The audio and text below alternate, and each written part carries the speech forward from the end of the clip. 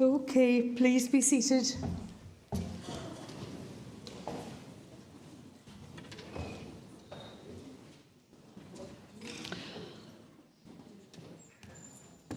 Well, it's a new year, isn't it? And here we are again. Well, we're like the focus shields, we keep turning up. So I suppose, I hope it's not too late to wish everyone, I suppose, a Happy New Year. So welcome to everyone here this evening to this meeting of the City Council, and also to anyone watching online. And the first item of business is the apologies for absence. Mr. Softly. Thank you, Lord Mayor. We've had apologies from councillors Burns, Cott, Hindmarsh, Joanne Keating, Laverick, Lawson, Mafemba, Habib Rahman, Karen Robinson, Shatwell, Stevenson, Margaret Wood, Wright and Walker. Good. And there are two sets of minutes today. Does Council agree this minutes of the special meeting held on the 6th of December? Thank you.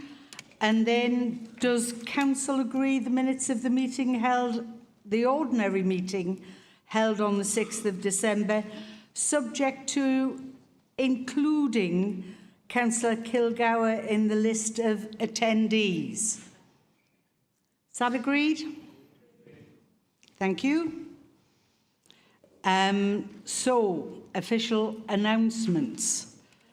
Now, it might be a new year and we might have wished each other a happy new year, but there is some sad news to start off this new year.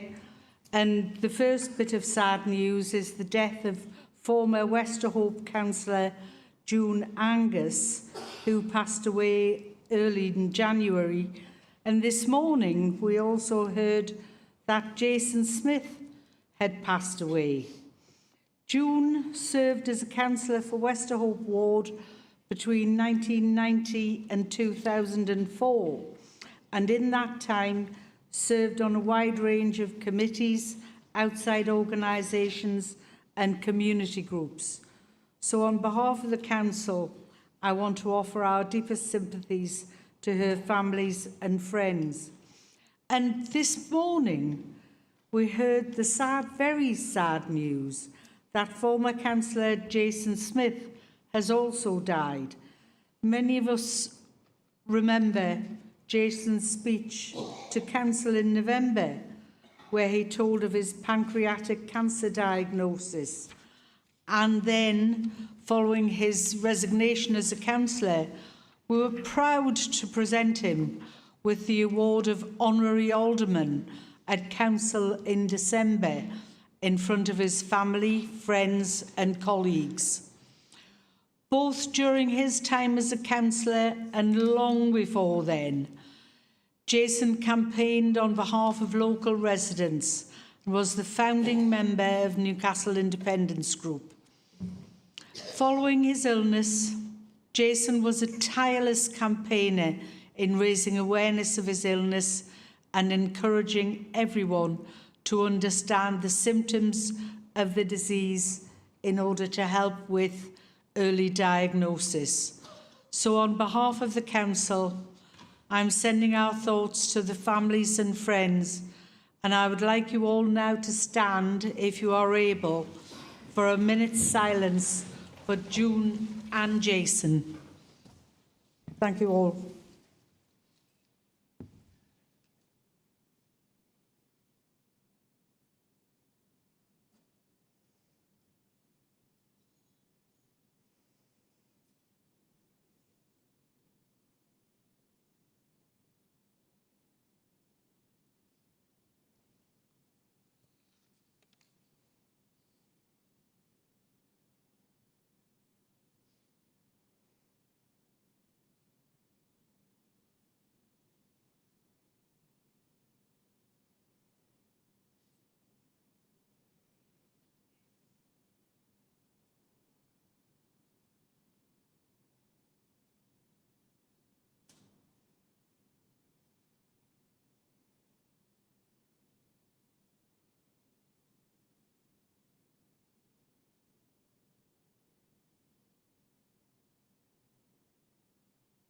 Thank you.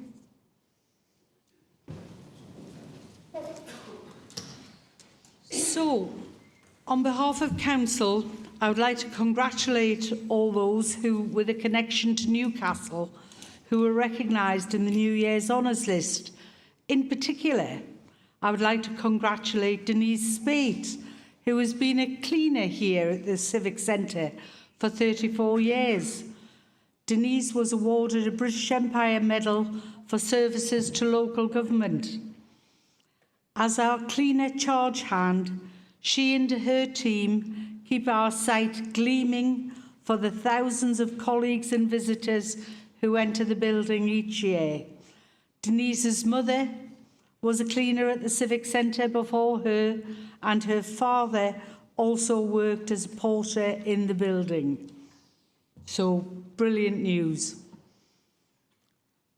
Now, I have received this evening a request from Councillor Ferguson to ask an urgent oral question about funding for the Tyne Bridge, and I've agreed to allow this request to be considered as item 9 on the agenda. And finally, as tonight's City Council meeting will determine the council tax base, I would like to remind members that the guillotine will fall at 9 p.m. rather than 8:30 p.m. Okay, any questions? All right. So, correspondence. Does Council agree to receive the letter from the Department of Transport? Thank you. You will be pleased, I'm sure, to hear that there aren't any petitions that we've received this month. Now we come to public questions and addresses, and one request to address Council has been received this month, and I would like to invite Brian Moore to address Council, and I would call on Councillor Mains to respond.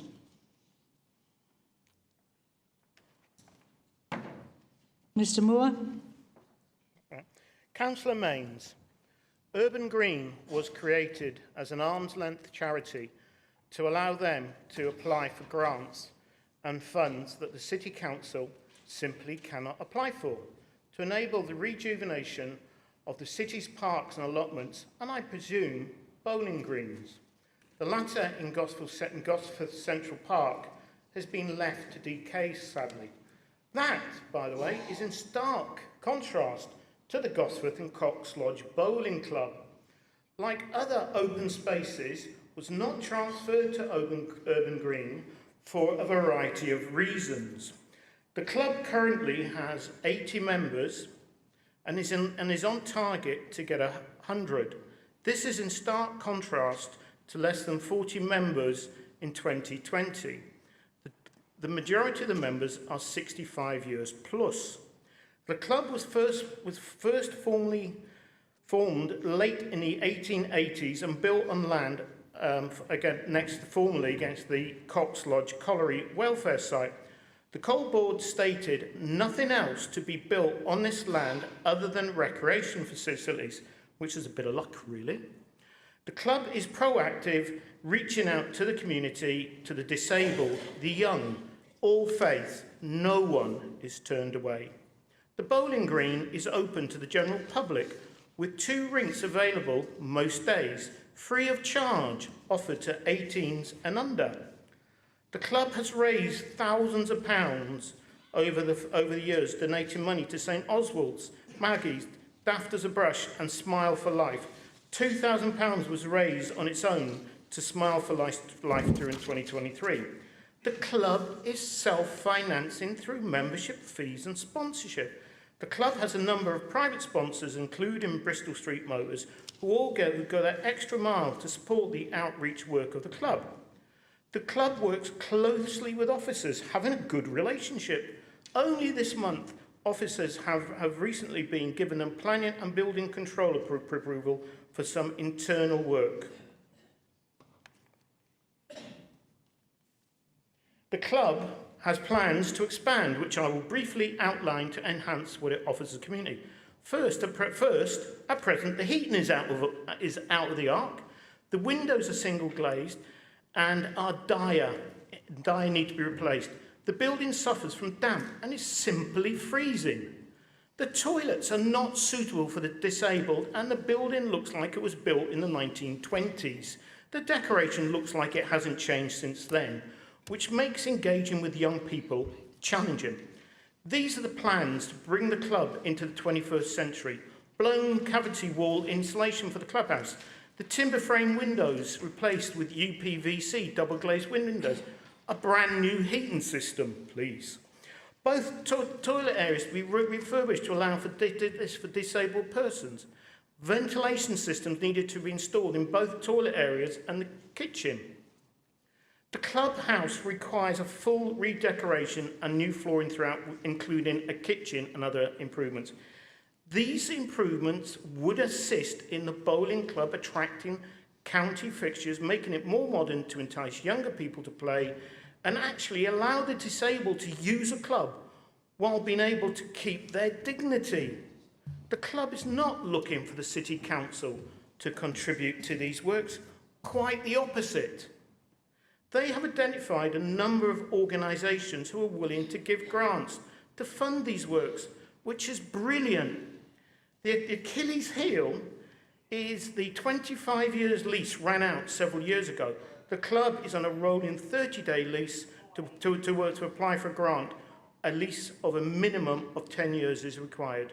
So on behalf of the club, I am asking, can the council help facilitate the issuing of a new lease to enable the club to apply for these grants, please? Thank you, Mr. Moore.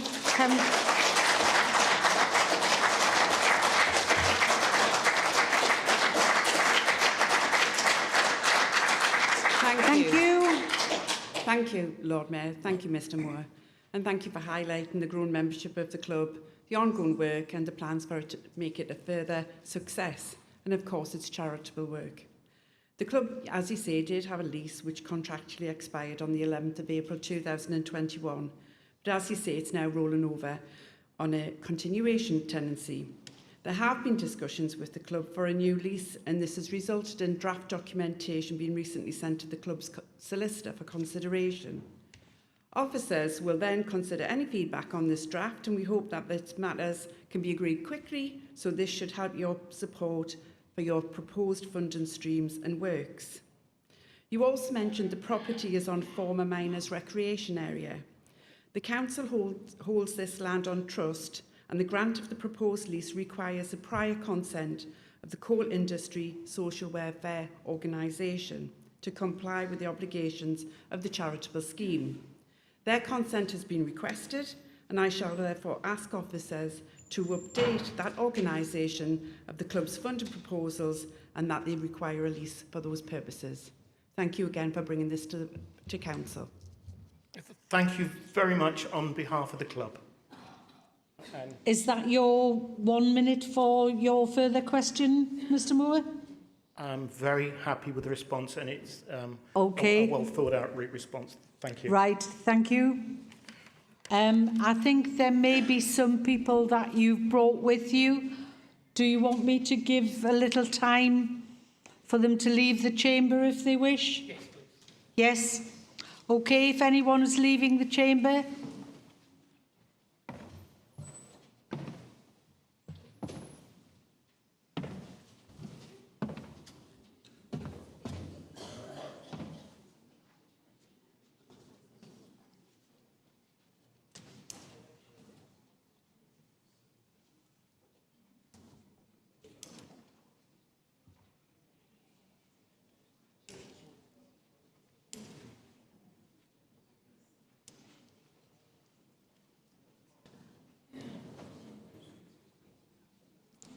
Okay.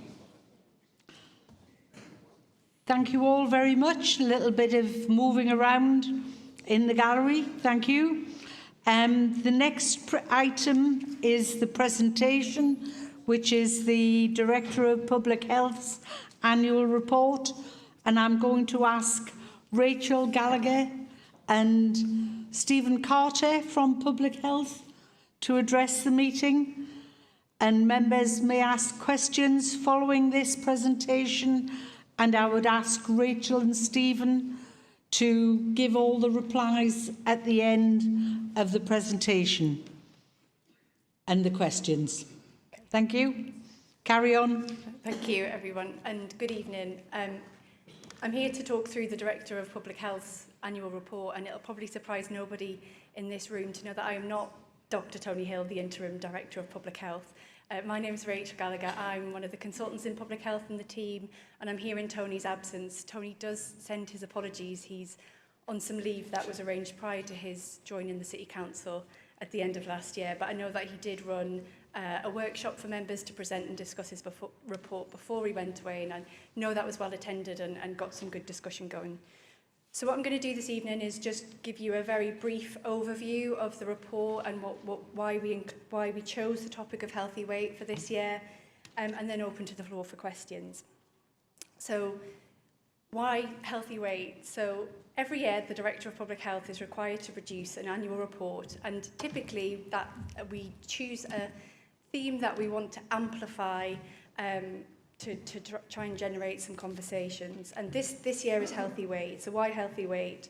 Well, we know that not being a healthy weight has a whole range of implications for our health and our well-being. It puts not being a healthy weight, in particular being overweight or obese, puts us at risk of a range of physical health conditions, be that increased risk of heart disease, stroke, certain cancers, musculoskeletal disease, and it has a big impact on our mental health and emotional well-being. We also know that it's a huge source of inequalities, with poorest communities most affected. So it's a big problem. It's a big sort of health problem. And we also know the sort of second reason for choosing this theme for our report is that we know that it's a big problem in Newcastle. So we know that it's a big problem for adults, where it's estimated that 64% of adults living in Newcastle are either overweight or obese. That's almost 2 in 3 adults in our population. I'm afraid it's not a better picture for our children and young people either. Every year, as part of the National Child Measurement Programme, children who are in reception and then children just as they're about to leave primary school in year 6 are measured as part of the National Child Measurement Programme. And our rates in Newcastle and in the North East are stubbornly high. So just to give you a quick flavour, in our reception, the most recent figures for reception-age children is that 14% of children in our schools are obese. That gets worse by the time children leave primary school, where nearly a third, so 29% of children aged 10 and 11 in our schools are obese. That's just to put it into context. If you had a class of 30 children, that would be 9 of them who are obese. And it's a gradient, so again we see it patterned by deprivation. So it can cause a lot of health issues. It is a big problem in Newcastle. And the final reason for sort of choosing this as our theme for this year is that, you know, this is not a new topic. We're not presenting a new disease that we've uncovered. We've known about this issue for a number of years, and unfortunately it's a very difficult tanker to turn around. What I'd say is this is absolutely not about laying responsibility at the doors of individuals. We know that we live in an environment that encourages weight gain almost. You know, quite often in the media, the narrative is, you know, it's just a simple case of managing energy in and managing energy out. Whereas actually what we've seen in recent decades is a huge increase in the availability, affordability and accessibility of foods that are high in fat, sugar and salt, and really aggressive marketing tactics by the companies that sell those, at the same time that our lifestyles have become so much more sedentary. And as I said, we know that poverty is a big factor here, and we can't discount that. Unfortunately, all of that means that there is no quick fix or single solution. And in the report, it's advocated that a whole systems approach to obesity is needed, and that takes a range of different formats, with a range of different partners in the City Council and outside with our partners. Things like, you know, addressing poverty through the anti-poverty strategy, thinking about how we can collectively stand up to big industry by advocating nationally, but also thinking about what some of the things are that we can do at a local level around this, how we plan and design our cities, and how we take a health in all policies approach. What I don't want people to take away, or what we don't want people to take away from the report, that this is all doom and gloom and it's doomed to failure. I think what we have seen, there is good evidence that taking a whole systems approach does have an impact, and it'll be the small things that add up to big wins. So collectively, we believe this tanker can be turned around. I'm happy to open to any questions now. Thank you very much, Rachel. Now then, the standing orders for council provide that 6 questions can be allowed. So I'm going to take the first 6 people on my list. So if I could have Councillors Kilgour, Councillor Morrissey, Councillor Donnelly, please, ready to ask their questions.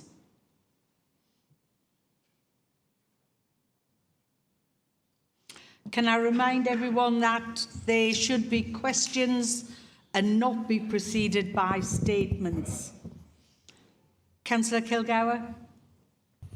Well, you've just ruined my thanking Rachel for stepping into the breach tonight. But thank you. That's me all over. Absolutely.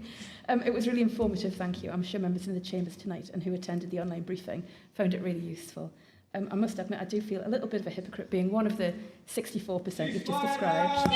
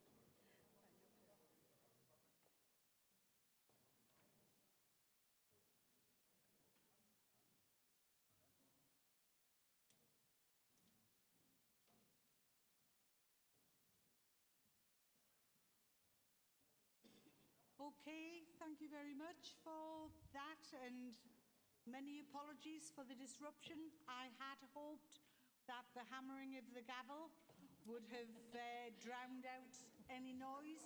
Obviously didn't work. I think, there's just a few people around with headaches now. And we've got Rachel Gallagher and Stephen Carter from Public Health here. We've got Councillor Kilgour, Councillor Morrissey and Councillor Donnelly to ask questions on the report or make comments. Councillor Kilgour? Sound? I wondered, Rachel, if you could say a little more about health and all policies in the context of this report and what a shift away from individual responsibility towards a whole systems approach might look like and what impact it might have, how we measure that impact. It's a phrase we often hear, but I'm not sure everyone fully understands what we mean by it. Thank you. Thank you, Councillor Kilgour. Answer the questions all at the end, Rachel. Councillor Morrissey? Thanks, Rachel. Yes, mine's even quicker than that. I wonder if you could tell me the reasons, please, why we still just have an interim Director of Public Health. Thank you. Councillor Donnelly? Thank you, Lord Mayor. A traffic light system was introduced to help customers make informed decisions about food that they purchase. It would make sense for the council to introduce a similar system to show how we are delivering on outcomes for residents across the city, showing where we currently are at the moment in our overall aim, making it simple and accountable. So if we could introduce a traffic light system alongside all of the outcomes and where we're heading to. Thank you, Lord Mayor. Thank you, Councillor Donnelly. The next three speakers are Councillor Rahman, Councillor Huddart and Councillor Ali. Thank you. Councillor Rahman. Thank you, Lord Mayor. Mine's a slightly wider question. So the Health Foundation Health in 2040 report stated 2.5 million more people in England will be living with a major illness by 2040. We're facing a crisis in our healthcare system, particularly in urgent care. How well equipped are we in Newcastle and what plans have we got in place? Thank you, Councillor Rahman. Councillor Huddart. Thank you, Lord Mayor. I have two questions, really. The first one is, I wonder if Dr Gallagher could say something about attempts in Newcastle to improve on the vaccination for MMR in the city and how it's going, and if there's anything else that we can do, how we might be able to help with this. And the other thing I would like to ask about are the current rates for sexual transmitted infections. And I see gonorrhea's up by 50%. Are there any statistics locally that could give us any better information about the age group and gender of those affected by things like chlamydia and gonorrhea? Thank you. Thank you, Councillor Huddart. Councillor Ali. Thank you, Lord Mayor. An excellent report. Thank you very much for bringing it to Council tonight. My question is related to the cultural diversity that we have in Newcastle. And when I had the public health portfolio and was presented with lots of different data about the demographics of the city and how that's now changing. And I know that the city have done quite a bit of work over the years with regards to healthy eating during Ramadan, and that was very well received and will continue to be received year in, year out, just making sure that people can observe their faith whilst ensuring that their health needs are met as well. So I just want to ask with regards to the cultural differences in terms of perception to weight, and how has that been factored in, and how do you think you will deal with that across the city? Thank you. Thank you, Councillor Ali. Ms Gallagher? Yeah. Over to you.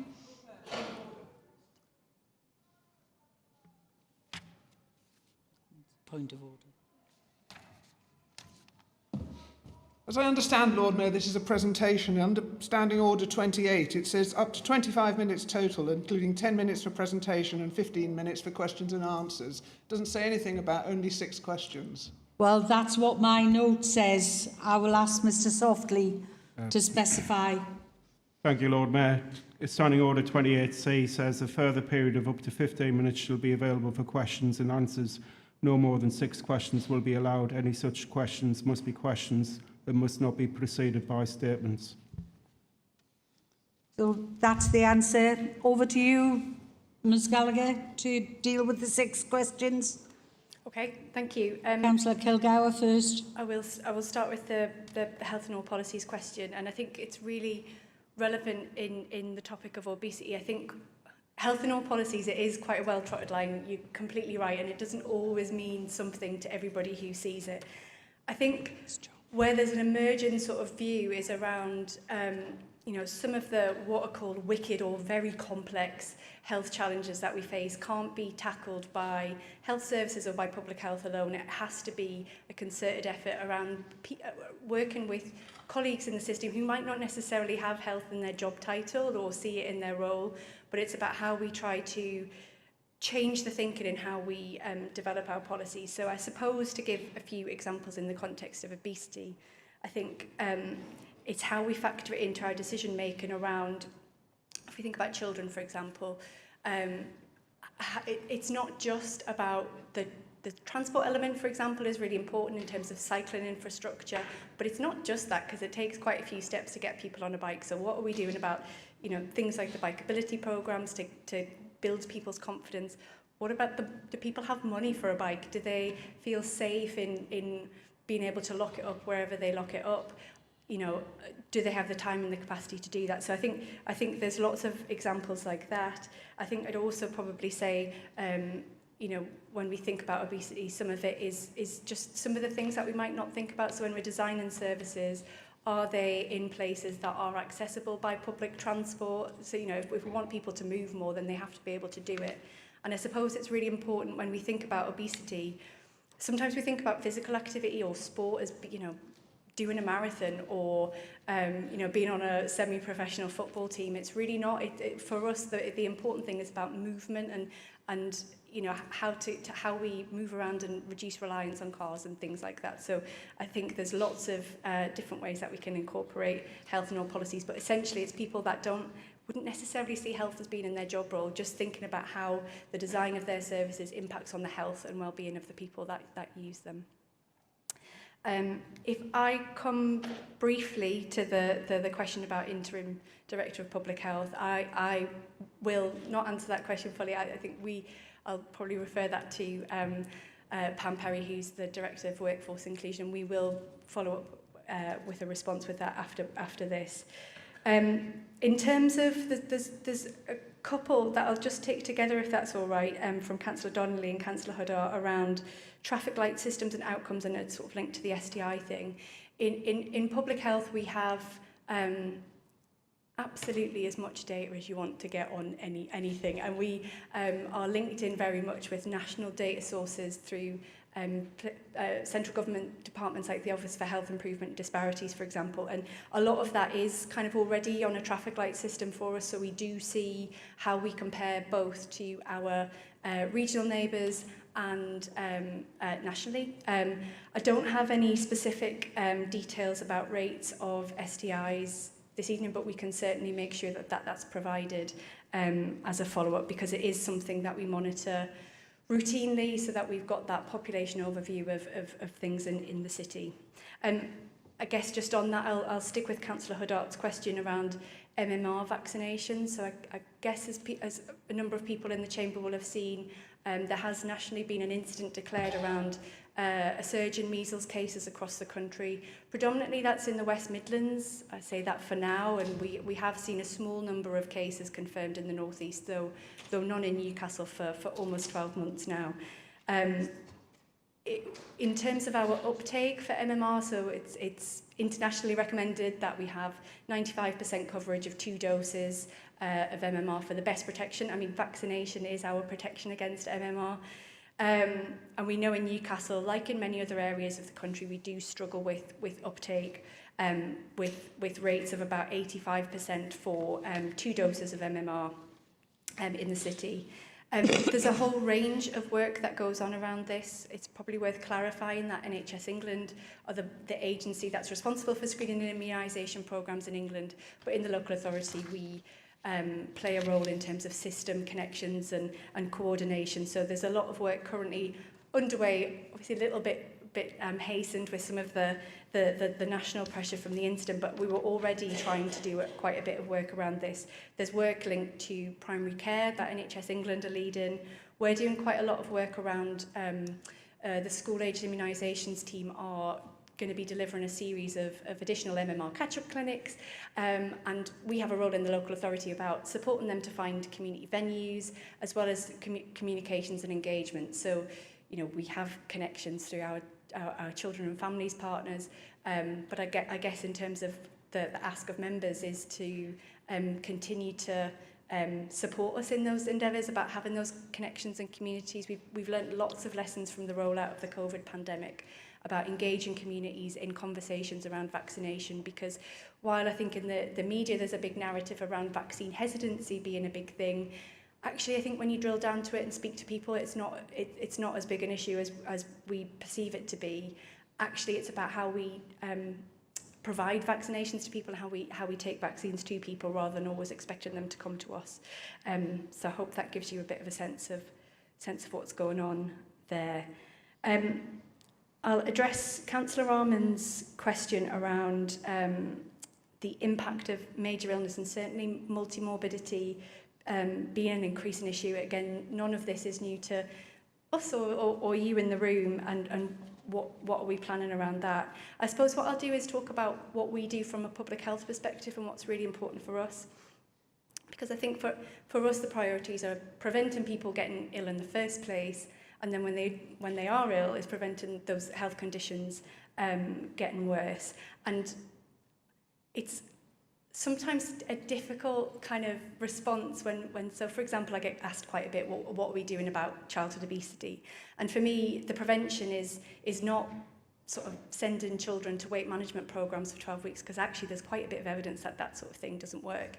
It's about how do we work across the community to build healthy communities. So what do we have in relation to youth sector provision to allow people to get out and move? Again, I've talked about transport infrastructure and supporting people to travel more actively, because we know that, you know, in the context of children, huge proportions travel to school by car as opposed to walking or biking and scooting. So for us, it's about the prevention and with some targeted work around inequalities, and then preventing people from getting sick. So making sure that diseases are detected early and working with partners in our integrated care board around that. I hope that answers the question. And then finally, I will come to Councillor Ali's question around cultural diversity and perceptions to weight.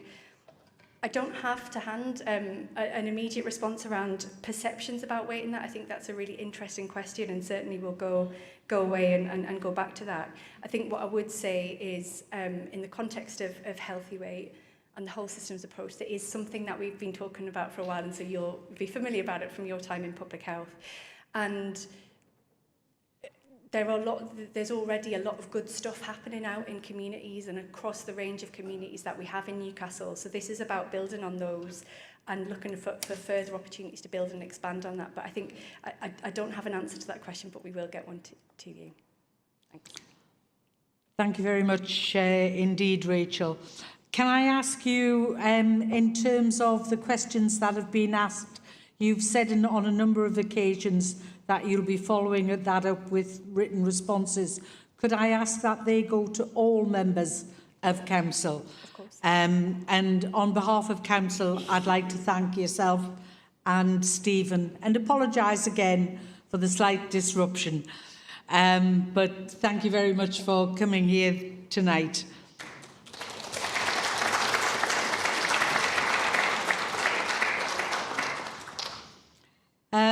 We're coming now to agenda item 8, which is the council tax base and business rates base.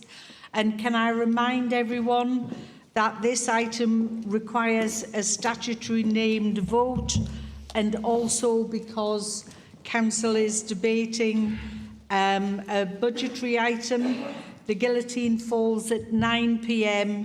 rather than 8:30 for this item. Because of this item. Councillor Frew, I think you're moving the report.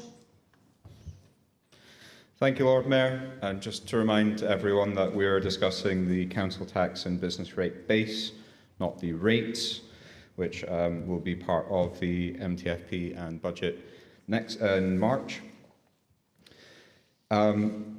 So, as usual, this report comes with the caveats that council tax and business rates are enormously antiquated systems. They are not fit for purpose, and they do not provide the council with resources that are necessary to deliver our services. They are taxation that is not in any way linked to need for services in our city. They are not in any way linked to our statutory obligations as a council.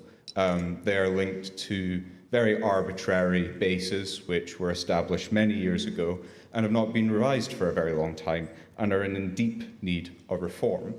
However, we've had continuous government through Conservatives and with the Liberals at one point over 14 years without any attempt to reform this system, despite it being so out of date. So specifically on council tax, it is regressive for ratepayers. It acts almost as a flat tax when there is no council tax reduction scheme implemented. It is very unfair to people on lower incomes who are less able to afford paying this tax. It reinforces regional disparities in funding for local government because as a city, 85% of our housing is A and B banded, whereas the national average is meant to be band D. This council tax base report shows that we have increased the number of band D properties, and we're increasing the overall value of properties in the city, which is good news in terms of the housing that's available and in terms of our budget, but it doesn't address the fundamental inequalities of the system. The use of a 1991 base is utterly nonsense. If you ever sat thinking, what was my home worth 30 years ago, what relevance does that have to anything? It's completely arbitrary and out of date and needs changing. In terms of Newcastle, figures from the previous year, Newcastle, we charged £1,190 on average to households. Among near 300 local authorities that charge council tax in England and Wales, that is the 13th lowest. We have the 13th lowest council tax charge to households in Newcastle. That is in part because of the way that council tax operates, but we are proud to deliver value for our residents at a relatively low charge. And on the other end of the scale, the highest charging local authorities charge their residents literally double, more than double what we charge residents in Newcastle. And you would not be surprised to find these local authorities are around places like Surrey. In Newcastle, we have an outstanding collection rate. We target 98%. This is a nationally recognised high level of delivery, and we regularly have other authorities asking, well, how do you do it? Quite simply, by being efficient and effective and compassionate. And the council tax reduction scheme is an important part of this. In this report, we are continuing to dedicate to the cost of living crisis support that this scheme provides. It will be increased again by RPI, despite our resources not being in any way related to RPI. We see this as an important step to help people who are struggling in the city. And this year again, RPI is ahead of earnings, so the increase in the bandings means that more people will be receiving more support overall, and the scheme will be more generous, and it is already a very generous scheme. This is important to rebalancing, as I said, a very regressive tax to help people who are on low incomes and address the inequalities in our city as fairly as possible. On business rates, government's insistence on self-funding over the past 14 years has been very detrimental to Newcastle and most places outside of London.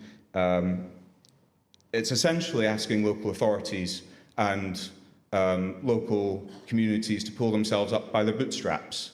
Somehow, we're meant to create more growth in our local authorities, more growth in our communities, in order to find more funding. But it's all the wrong way round. You need the investment in first to be able to generate that additional income. And even where you do have higher rates of retention, it takes a very long time for that to come through. If you can get the investment in the first place, then you still have to have those developments built and tenanted and rated and paying those rates. So we need investment up front to seriously address levelling up the country.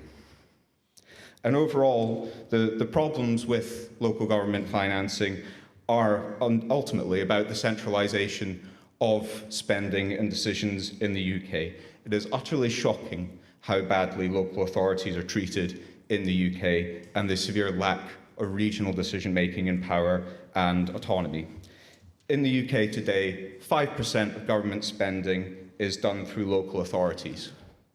40 years ago, that was twice the proportion, and if you look across other European countries, it averages more around 20 to 30% is spent by local and regional authorities as opposed to central government.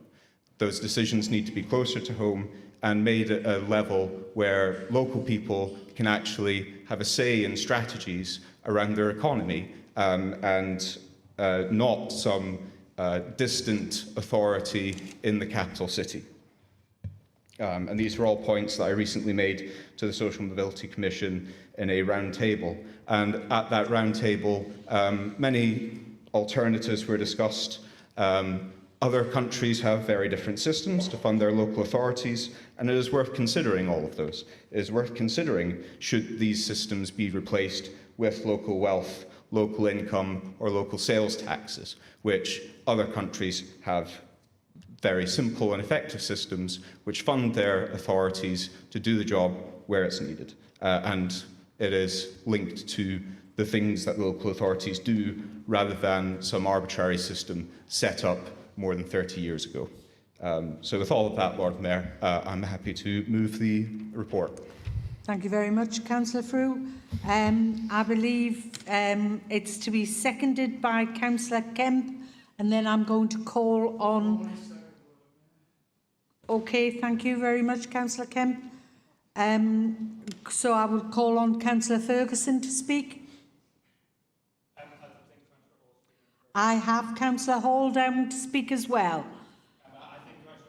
All right, fine. Fine. Thank you very much, Councillor Ferguson. So, Councillor Hall.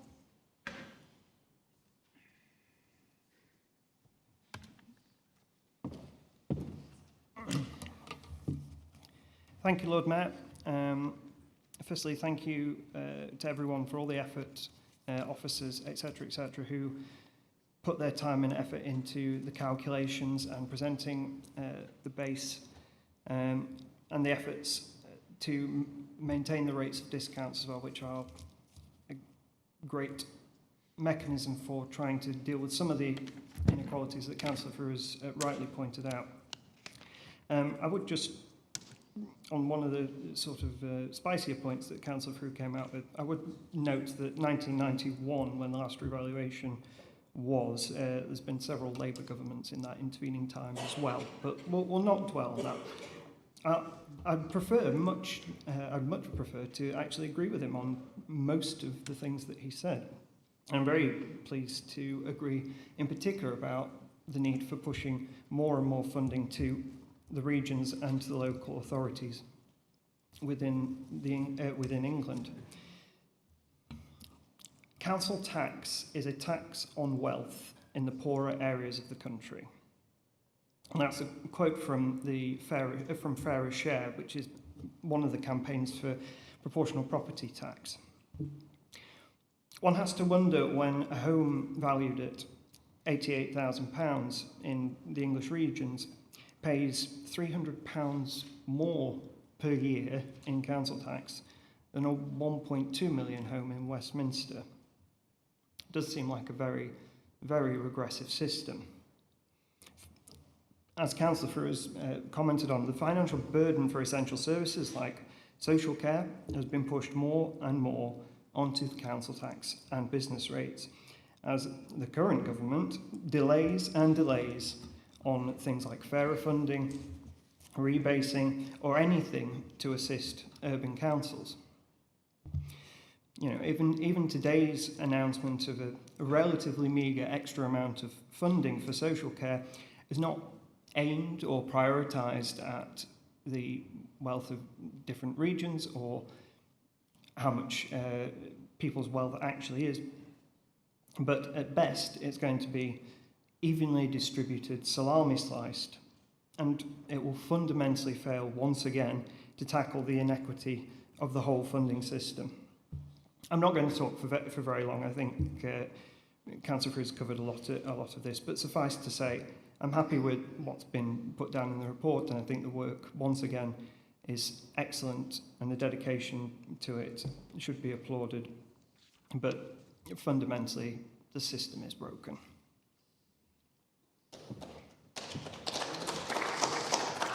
Thank you very much, Councillor Hall. Are there any other speakers on the reported agenda item 8? Councillor Ferguson.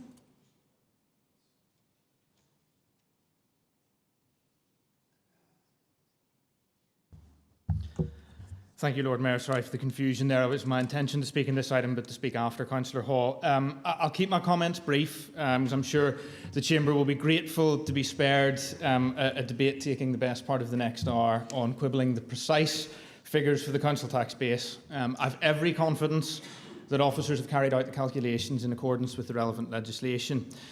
What I wanted to do was to highlight the moves to bring forward the charging of the empty homes premium from 2 years to 1 and to introduce the second property premium in 2025. I welcome these moves. Our country has a housing crisis. Getting on the property ladder, finding a good quality rental property, accessing affordable social housing, all are becoming increasingly difficult. And the government has no clear plan for how to address this, other than the hint that they might want to offer further subsidies to first-time buyers, which really won't do anything at all if supply doesn't keep pace.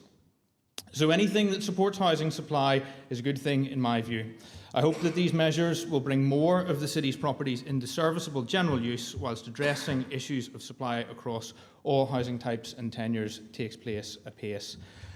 And just since I have a moment, once again, as I do, I think almost every year, I just want to agree with Councillor Frew's comments that council tax and business rates aren't fit for purpose, are in urgent need of reform, and I hope that this government or the next tackle the local government funding issue as a matter of urgency. I would bear in mind, of course, that Labour didn't have a go at this between 1997 and 2010, opposed Lib Dem proposals to replace council tax with a local income tax in 2005, and deferred a re-evaluation in 2007.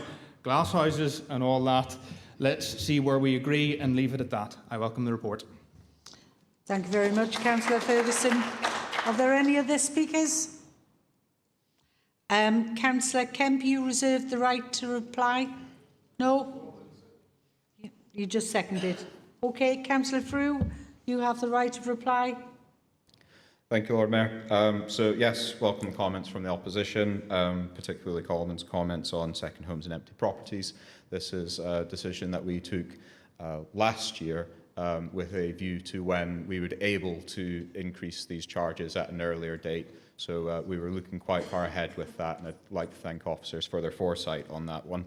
But the pot shots at Labour while in power, I'll just remind the opposition that they did have a funding formula weighted towards deprivation that moved resources to areas like Newcastle, where there is extreme need for those resources at a time where it was still rebuilding from the 80s and the effects of Conservative governments of the past.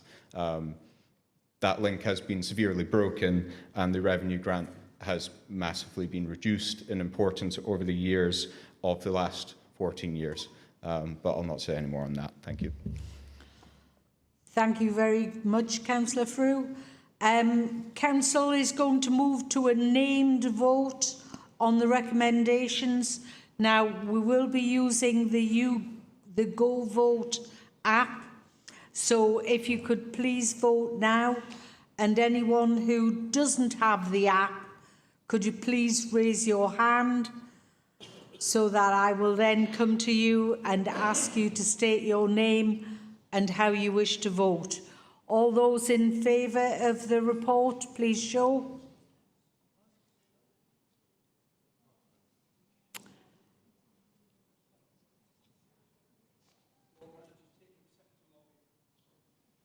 Pardon?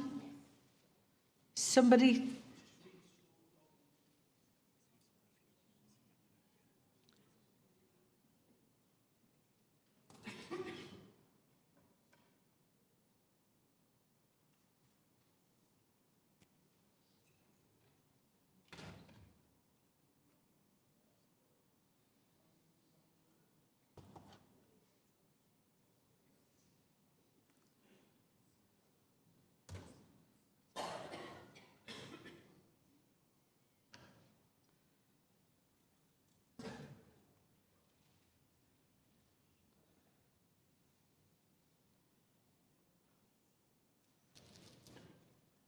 Have you succeeded?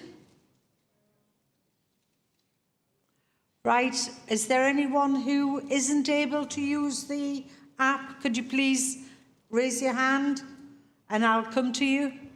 I think on this side I've got Councillor Penny Evans. Right. Anyone else wants to raise their hand?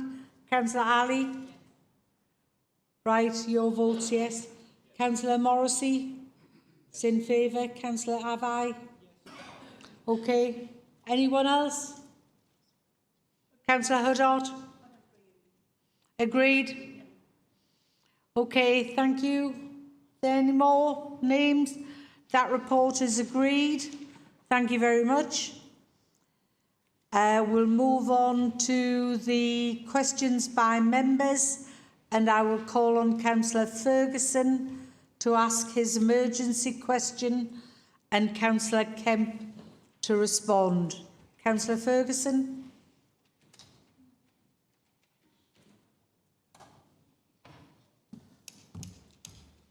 Could you read out the question, please? Yes, Lord Mayor, I will. In light of recent news that funding for the Tyne Bridge restoration works is being withheld by central government, could the leader confirm what his administration has done to respond directly to this delay and how he believes highways policy will need to be changed if the repair of the Tyne Bridge is further delayed? Thank you very much for the question, Councillor Ferguson. Councillor Kemp. Thank you, Lord Mayor. Thank you. I'd like to thank the Leader of the Opposition for choosing to bring this matter to a City Council meeting and allowing me the opportunity to be clear in such a public arena about the work undertaken by this Labour administration. Of course, you could have rang me or sent an email. However, it's a great opportunity. Thank you. So the Tyne Bridge restoration is a local, regional and nationally important infrastructure project. Let me make it absolutely clear that any delay in the Tyne Bridge restoration project lies with the government and decision makers in Whitehall. You ask what my administration has done. Thank you. I'm delighted to be able to set out the actions and activity we've undertaken to date. The final business case was submitted in July 2023, and we've continued to lobby the Department of Transport to release funding over recent months subsequently. The Chief Executives in both Newcastle and Gateshead have written letters to the Department of Transport to highlight the consequences of funding not being released in a timely manner. Our Chief Executive has had continuous engagement with the Department subsequently. Only last week, I was at a meeting of the Joint Transport Committee where we were in a meeting with the Transport for North. I made the case with the Transport for the North Chief Executive and Chair, the Chair being a former Conservative Secretary of State for Transport, about the consequences of the delay of the funding which we have been told repeatedly has been agreed. Lord McLaughlin did agree to take that up on our behalf as well.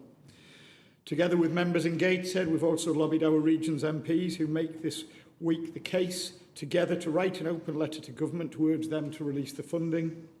I'm in London next week on council business, and I've taken the time to try to arrange a number of meetings once again to raise that point. The issue has been raised in Parliament, and our business community have echoed our calls for the funding to be released. There's no denying that the impact of any delay in starting this works could be huge for this city and the region, and the uncertainty around this decision is already damaging enough.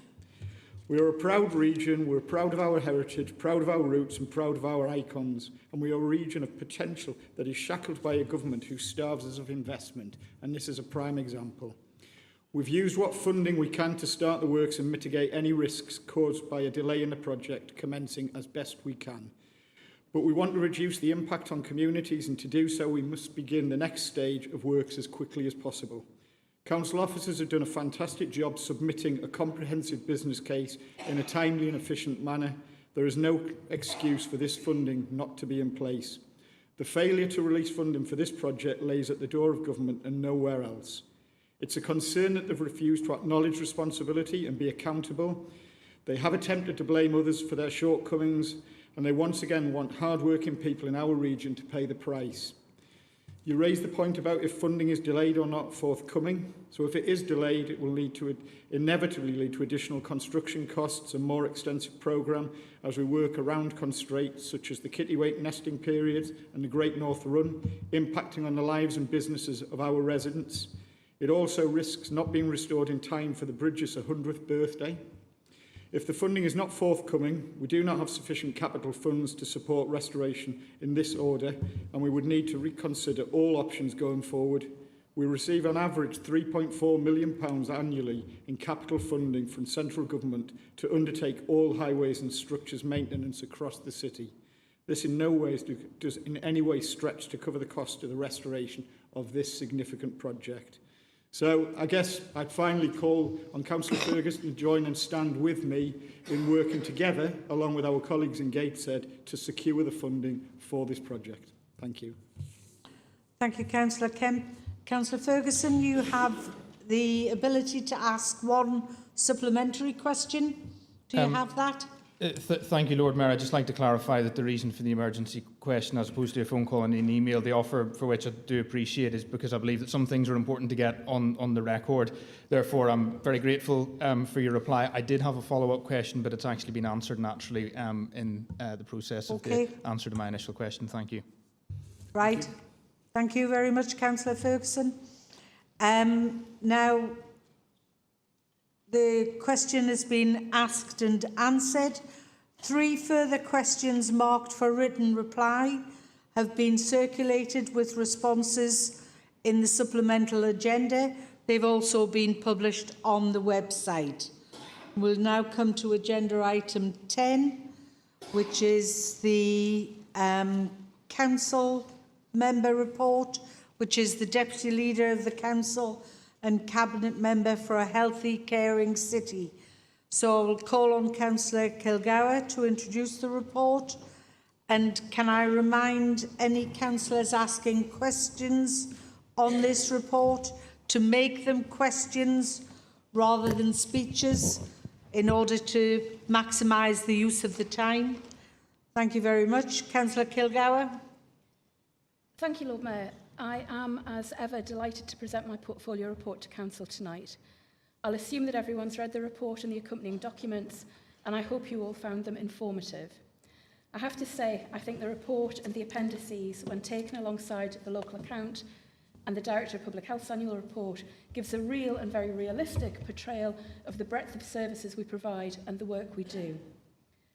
Government is often keen to talk adult social care and public health down as a drain on resources and an expense that the country can't afford, while inflicting a real-term reduction on public health funding of £770 million nationally over the last 7 years, and underfunding councils to the extent that last autumn the LGA called for government to provide councils with an additional £900 million just to stabilise adult social care in England alone.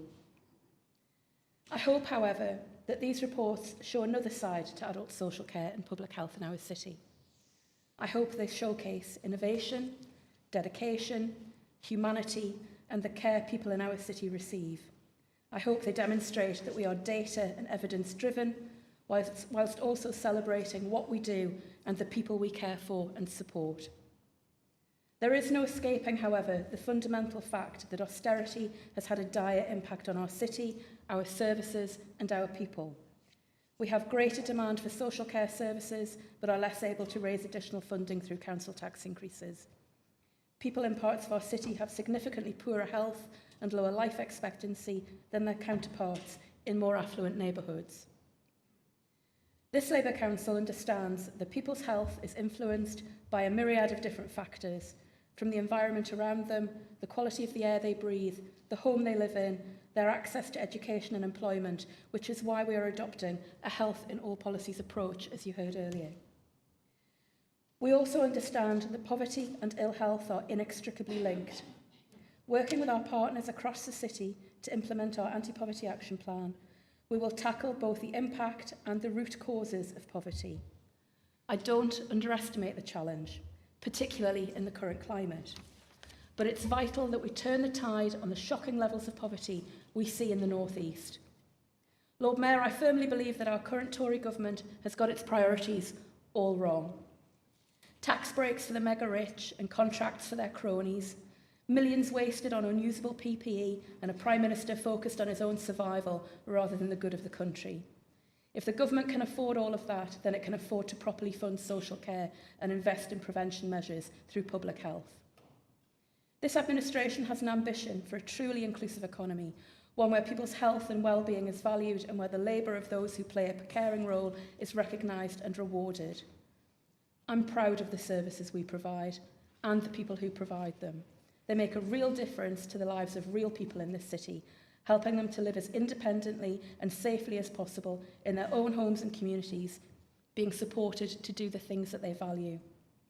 Before I finish, Lord Mayor, can I thank the officers who worked so hard to pull these reports together, and my colleagues, Councillor Ian Tolkle, our mental health champion, Councillor Teresa Cairns, our food champion, and Councillor Iramali, our cancer champion, for their work and support.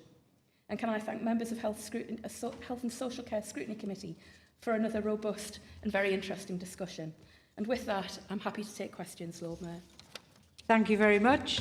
Well, I've got a list of people who want to ask questions. So the first two I'm going to call would be Councillor Tokel, followed by Councillor Taylor. Councillor Tokel. Thank you, Lord Mayor.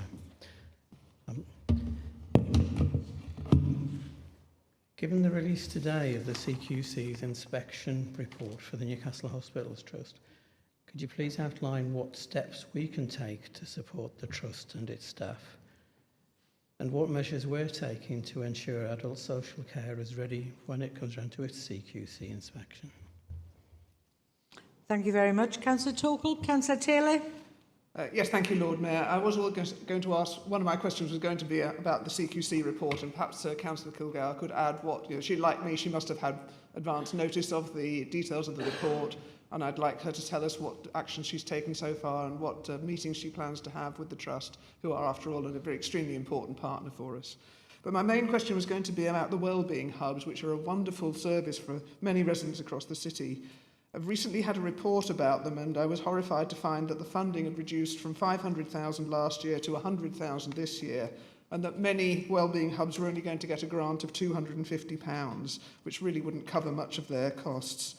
Our own local church, which runs a place of welcome, got £2,000 last year, plus grants from two other organisations which are non-recurring. This year they've had the £250 and £1,000 from the Wellbeing Fund, but it simply isn't sufficient to keep them going. And I'm just concerned, how is she managing to try and make sure that these really welcome hubs, which deal so well with social isolation in our city, are not going to close down for lack of funding?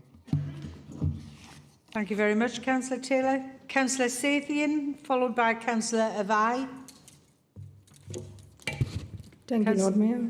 Thank you, Councillor Kilgour, for the comprehensive report. Coming to the question, so in your report, you reference tackling poverty. Could you elaborate on the strategies or initiatives that the Council plan to implement to address the underlying social determinants of health, such as access to healthy food, safe physical activity spaces, and health education, particularly in the most deprived areas of the city? Thank you, Lord Mayor. Thank you very much, Councillor Sathian. Councillor Vai. Thank you for the report, Councillor Kilgour. We are the region's leaders in intermediate care.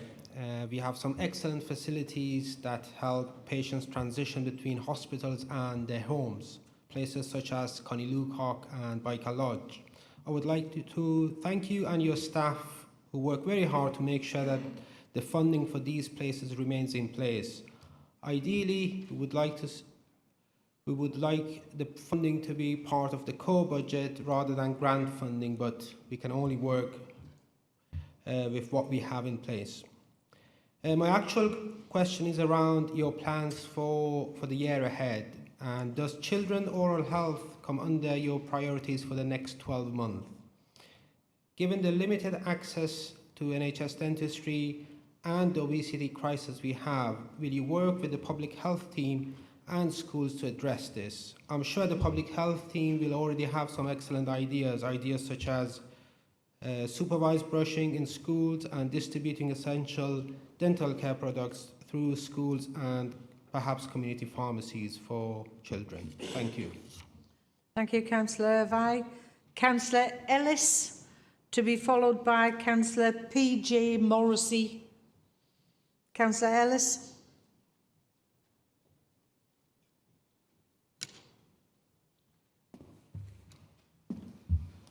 Thank you, Lord Mayor, and thank you, Councillor Kilgour, for this report. Now, we know there's an issue with recruitment and retention across the public sector nationally and in the care sector specifically. Could you tell us what the Council is doing to address this locally, please? Thank you very much, Councillor Ellis. Councillor Morrissey. Thank you, Lord Mayor. I would first of all like to thank all officers who helped you draw up this report. It's a very detailed report with very little facts. We look at the introduction to it. The first page has got two aspirations. There is no measurement of success in any part of the report. It says what we are doing, what we are hoping, but there is no way of knowing is any target being actually met. There is no traffic light system, there's nothing. Is there a question there? Yeah, that's my question. Why have we not got some system to actually measure success? Right, thank you very much, Councillor Morrissey. Councillor Chisholm, to be followed by Councillor Ashby.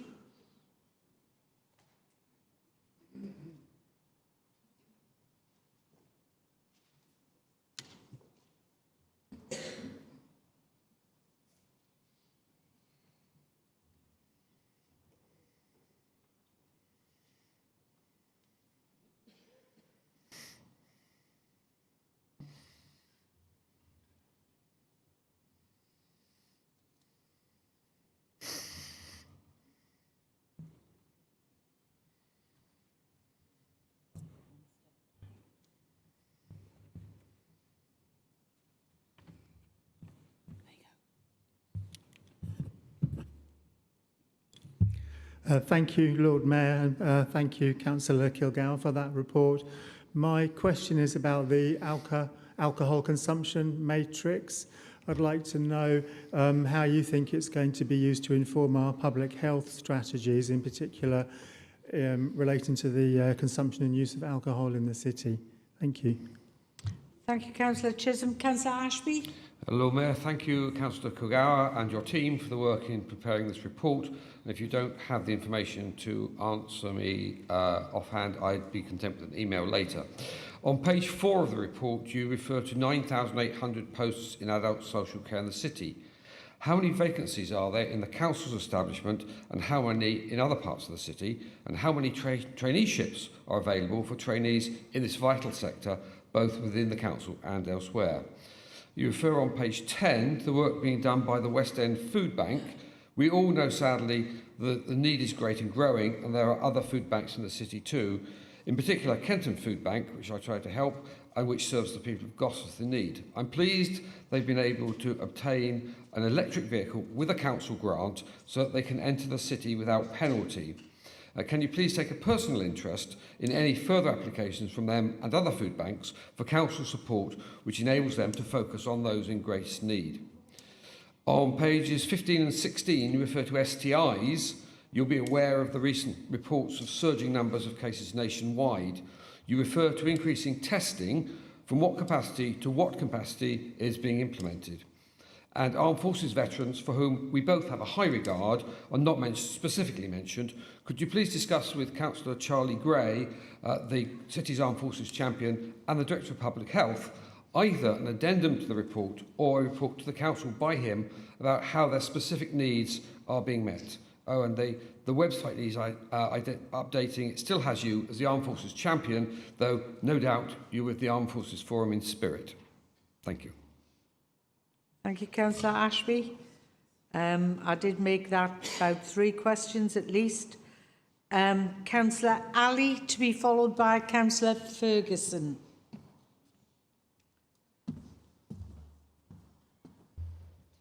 Thank you, Lord Mayor, and thank you, Councillor Kilgour, for another excellent report, How I Miss Public Health. My question is about dementia, and I'm asking the question in my capacity as the lead for EDI for the Council. I know we've spoken about this, but probably a couple of years ago now. How do we tackle the information about dementia and raising awareness amongst diverse communities?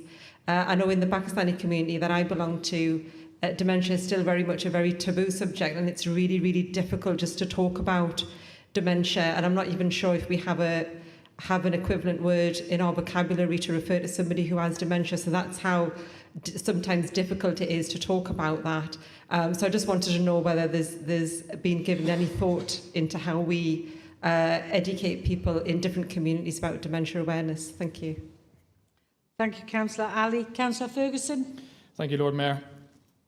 Research from the National Council for Voluntary Organisations and the Government's Community Life Survey indicate declining rates of volunteering nationally post-COVID. So any local efforts to work with the voluntary sector to increase volunteering rates are welcome.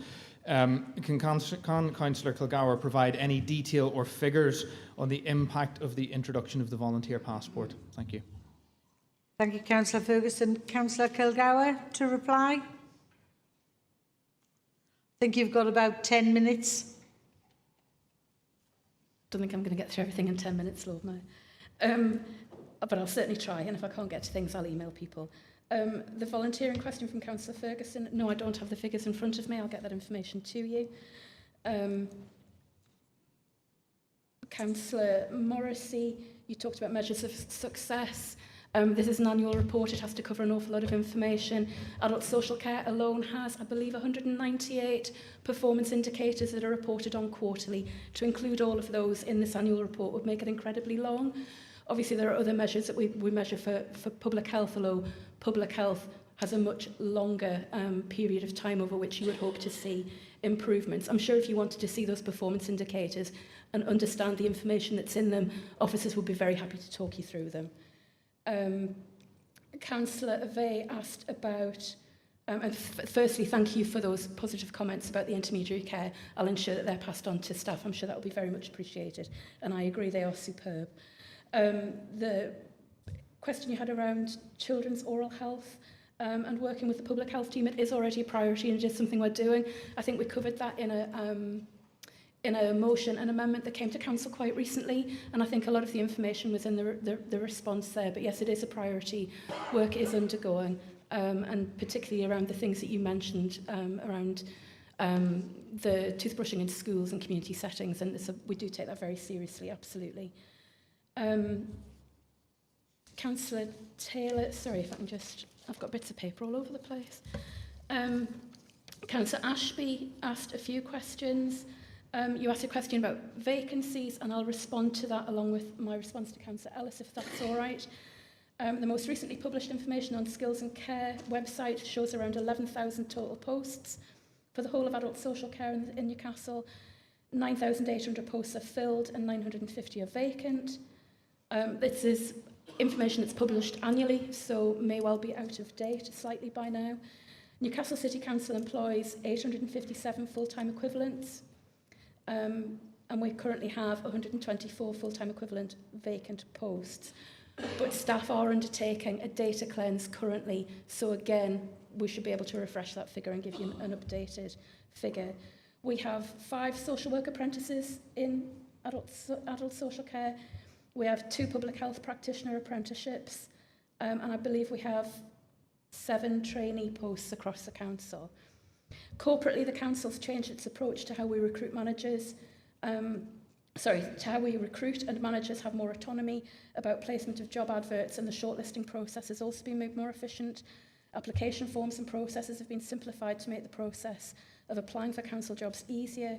As one example, the City Council's worked with the Job Centre on a process whereby people attending job fairs are interviewed on the day, and if appointable are only then asked to complete the requisite paperwork, thereby making the process quicker and more accessible to potential clients. We're also promoting the wide range of roles available via social media, recruitment events, using video footage of colleagues across care services to promote the benefits of working in adult social care within Newcastle, and working with the LGA on national and regional recruitment campaigns. And they did hold us up as an example of good practice in a regional event recently. You mentioned food banks, Councillor Ashby, and if I would take a personal interest, I certainly will. I used to volunteer at the West End Food Bank many moons ago. I know how important they are, and I would thank you, Robin, along with my Kenton colleagues, Councillors Lambert, Mains and Bell, for the support you all give to Kenton Food Bank, as you mentioned. We do support food banks and food pantries through the council through established referral pathways, including benefit advice, debt and money management, safeguarding, housing, homelessness and links into health, social care, education and employment. There are also free training programmes and partnership networks from across the council, and I believe financial support was given via the Newcastle Fund, but I would have to confirm that with my colleague Councillor Mains. You asked about STI testing. As you'll know, we recently commissioned a new digital sexual health service in the city. This includes access to online testing kits. The service is new, but it's seen a real uptake on its digital offer for testing, with almost 4,000 tests requested in their first quarter, so from October to December last year. There's also STI testing provision by the clinical provider for people who can't access a digital service or use the walk-in clinic facility.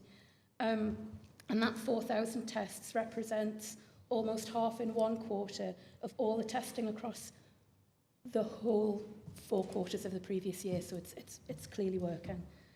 I take your point about including veterans, and I'm happy to talk to Councillor Gray about an Armed Forces report, and I'll always be with the forum in spirit. We do provide information and advice to veterans through our Information Now website, which includes links to organisations who can provide specialist input. And I know we're supporting the Armed Forces Partnership and working with universities to understand the needs of veterans, particularly in relation to drugs and alcohol. And there's an education package being worked up currently to raise awareness both with veterans and with their families.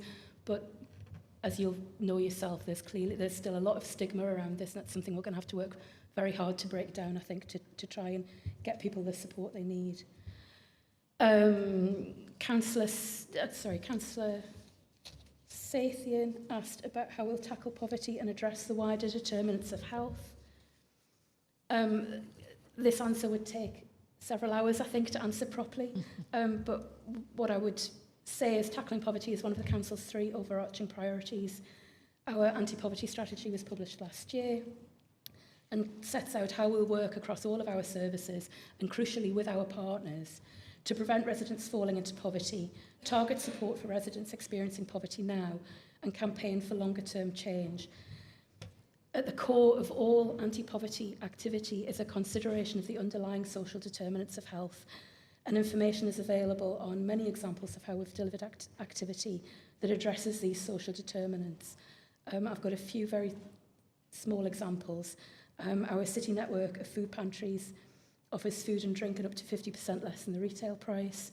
Our work with the Sustainable Food Places Network to make more local, affordable and sustainable food is available across the city and region. Our public health team's partnership with planning and licensing colleagues to prevent the development of more hot food takeaways, particularly in areas where children and young people congregate. Our development of Sport England funded play zones or targeted programmes for people in recovery from drugs and alcohol. And our Active Through Football NEAT programme looking at education and work opportunities. And then there's also our Better Health at Work award. And I would say, like I say, there's an awful lot of information there, and that question really does require a much longer answer. But reporting on all of that activity is regularly available and will be shared at our scrutiny committees and at the Health and Wellbeing Board.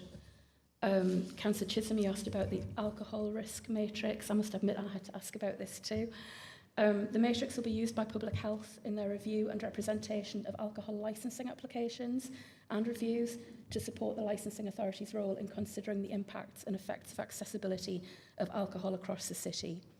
Although Public Health doesn't have a licensing objective in its own right, although there is pressure for this to happen, Public Health has a role as a responsible authority in alcohol licensing, which supports the Director of Public Health's role in promoting the health and wellbeing of the population. So the matrix will consider key factors and areas of risk where alcohol licences are being applied for. And this allows a review of the area of a new application regarding that risk, and it builds up a score which supports the representation process.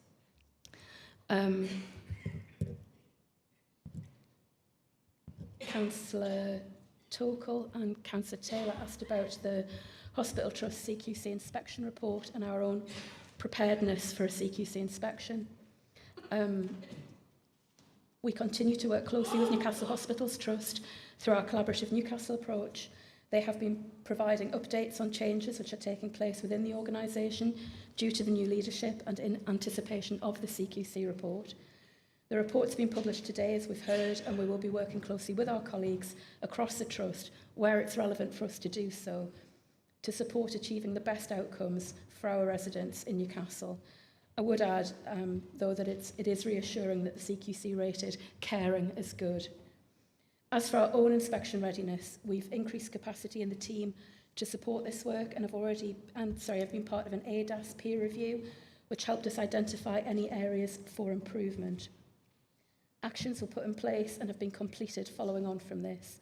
We have an assurance steering group which meets regularly to ensure that planning is kept on track and work has moved forward, and we've got a new suite of assurance reports and dashboards are also in development to allow better oversight of work within the Directorate and to provide evidence of good practice and improvements. And I receive regular updates on this also for that political oversight. We're improving the way we collect and record feedback from people so that we can easily share this with the CQC when needed. Work to develop our approach to co-design and co-production is ongoing so that people with lived experience have a voice in our work and our planning. And we're also working with the LGA, who've shared the experience of and learning from the 5 councils who trailed the inspection process. So I think it's going to be quite an onerous process, but we're as prepared as we can be, I think. Excuse me. Councillor Taylor, you asked about wellbeing hubs and the reduced cost. I think there's funding available to our community and local community and voluntary sector from a range of different sources. The wellbeing hubs are vitally important. Their use will, I think, some of that use is dependent on the season, because as we know, they were our warm hubs, and we'll be looking to see how we can maintain that activity as best we can with funding, possibly at a reduced level, into the summer and possibly beyond. Councillor Ali, you asked about dementia and how we meet the needs of our growing BAME communities in the city and how we understand the needs of the growing communities, I suppose. And I would thank you for raising this. I know we've talked about this on a number of occasions, and I'm hoping we're going to start making real progress here. We don't have specific figures for Newcastle, and it's something we need to understand in more detail, working with our ICB partners. I have had a discussion with officers about this. This is something we will be taking forward. We also need to gain a better understanding of the experiences of people with lived experience and their families, looking at barriers, but also looking at what's working across the whole of someone's dementia journey, and that includes diagnosing well, supporting well, living well, and dying well. There's been a growing body of research to understand the impact and differences experienced for people from different ethnic minority communities. And one of the key reports informing this is from the Alzheimer's Society, who produced a detailed report, Ethnic Minority Communities, Increasing Access to Dementia Diagnosis. And I think we're really going to rely on some of the findings in that. The report states clearly that nationally, people from ethnically minoritized communities are less likely to receive a diagnosis, and when they do, they're usually in the more advanced stages of dementia.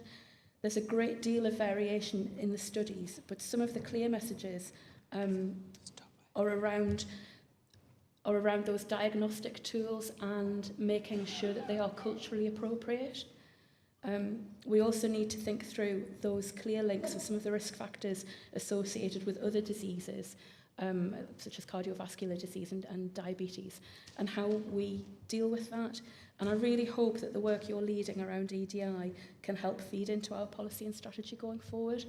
I think your 25 minutes is up, Councillor Kilgour. Can I very quickly sum up, Lord Mayor? What I would say is public health is faced with the impact of 13 years of austerity and rising levels of poverty in our population. Adult social care continues to weather the storm of a national funding crisis and increasing levels of demand and complexity of need. But if you look at the reports I've presented tonight and the case studies they contain, I think you really start to get a feel for just how amazing our services, our staff and our residents are. And as I said when I presented my report last year, if this is what we can do after 13 years of cuts and unfunded cost pressures, just imagine how much more we could do if we were properly funded. I move the report, Lord Mayor. Thank you very much, Councillor Kilgour. You may not have had the opportunity to deal with all the questions, and there may be some technical questions that you want to follow up. Could you copy the email to all members of Council, please? Thank you very much. Does Council agree to receive the report? Thank you very much. We'll now move on to agenda item 11, which is the appointments. And the appointments are on the items circulated for this evening's meeting. Are those agreed? Thank you. We'll now move on to agenda item 12, which is the notices of motion. And I seem to remember, I think there were 3 that were carried over from the previous meeting. So they are the first 3. The first one is reducing carbon footprint for national and local charities and voluntary organisations, to be moved by Councillor Huddart and seconded by Councillor Lovett, and there is an amendment. Thank you, Councillor Huddart. Thank you, Lord Mayor, and thanks for the opportunity to highlight this issue. It did come to our notice after the implementation of the Clean Air Zone programme, and it was deferred from December, as you say. And we all know that there are dozens of charitable and voluntary organisations in this city, and it's been this way not just for decades but centuries, from almshouses and orphanages and smaller groups supporting needy people. And the cost of living has affected all of us in the past couple of years, but several of our more locally based charities have also struggled to keep their heads above water as the costs of rent and premises, etc., has escalated. Unfortunately, several of the smaller ones have had to close or reduce their operation. And we know the rising costs of accommodation, food, etc., has contributed to the massive growth in demand for food banks, for baby clothing, for equipment banks, as well as the charities offering hot food and beverages. There's about half a dozen in Newcastle and a similar number in other towns around about. And collection boxes are now an everyday feature of our supermarkets, and we know that our food banks depend on regular donations from shops and community organisations. It does help prevent waste, but it also provides food for needy people. Now, quite a few of our charities couldn't function without access to transport, whether it's for transporting disabled children to school or collecting food and clothes for distribution. Unfortunately, one of our food banks in Kenton recently discovered that a van they used to collect food for distribution had fallen foul of the CAS regulations, and they were to be fined for an amount of money they just didn't have. So following the publicity in the media, various offers of help were made, including the loan of an electric van. However, the cost of the extra insurance for this made it impossible. So they began with volunteers and some crowdfunding to look, and a bit of help from the council and the scrappage scheme, to look for ways to purchase a van that would be compliant with the CAS system. And the charity has now been able, with a very generous donation, to purchase another van which meets the CAS regulations, and it was delivered this morning by happenstance. And that should relieve what's an unfortunate situation and prevent similar episodes in the future. So the reason I'm raising this issue was to highlight that there may be ways that some of the charities and voluntary organisations in the city could be helped with ways to share and lend or get low interest loans for equipment which would help reduce their carbon footprint. And I'm asking if Cabinet could have a look at this, at ways that perhaps the Newcastle Fund or the Voluntary Sector Liaison Group could look at this. Thank you for your concern and your support, and just to let you know that we will accept the amendment. Thank you very much, Councillor Haddart. Seconded by Councillor Lovett. Thank you, Lord Mayor. We might remember that on January the 30th, 2023, that the CAS zone was implemented. From July 2023, non-compliant vans and light good vehicles would also be charged at £12.50 a day. On July the 7th, I emailed Head of Transport asking if non-profit making organisations and charities were eligible for CAS exemptions. On the 16th of July, Kenton Food Bank applied for an exemption, thinking that they wouldn't be charged the £12.50 for entering the CAS zones. Unfortunately, this was not the case. The food bank started to receive fines through the post and spoke to the local ward councillors asking for help. Their councillors emailed the then Cabinet Member for Transport. I think that email got lost in the ether. On the 20th of September, I was informed by email from the Head of Transport that the food bank weren't entitled to an exemption. The national exemptions agreed by the government and local exemptions agreed by the councils define this. On the 20th of September, it was highlighted to myself that the food bank had racked up a considerable amount of fines. They were not entitled to an exemption. Many of my residents used the food bank and were concerned about the current situation. I offered my help to the food bank. I also spoke to the CAS team on the 22nd, and it was really confusing whether they were entitled to an exemption or not. And eventually, after speaking to their manager, it was determined that they weren't entitled to an exemption. It's a really complicated process that you have to go through, and eventually we were able to determine that the food bank had racked up 32 fines plus 2 in the current month on the 25th of September. And I was able to confirm at that point that other non-profit making organisations and charities have found themselves in a similar situation to the food bank. On the 27th of September, the food bank applied for a grant, and as Councillor Huddart has said, set up a GoFundMe page.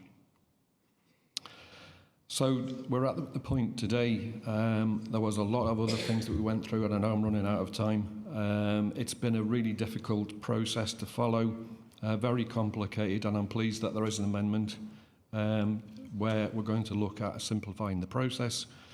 As a councillor, I'm very pleased that I've been through this process myself and helped the food bank get to the point where today, as Councillor Huddart said, they've received a new van so that they are now compliant.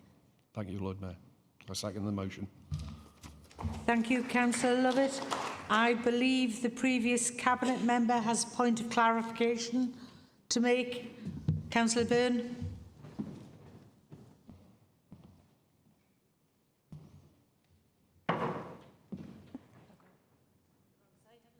Go to that side.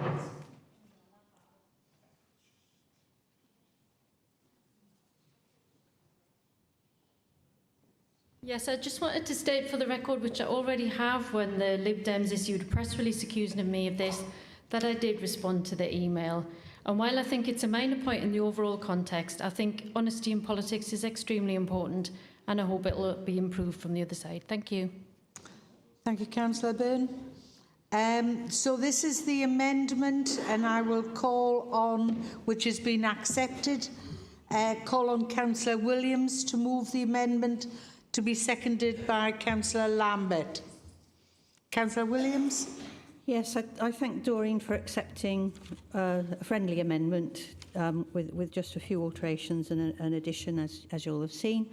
I'm sorry that this has turned into a long history of just the Kenton Food Bank, because we're talking across the city about making things better for charitable organisations, and we'll certainly do that, look at that.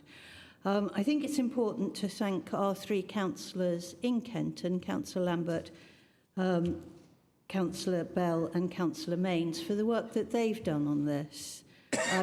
Perhaps some of the confusion, was through being given the wrong information or not providing information. So I'm disappointed that this motion has become a rather one-sided version of the Kenton Food Bank story. But let's take the motion as it is. Thank you for the amendment, and there be it. Thank you very much, Councillor Williams. Seconded by Councillor Lambert.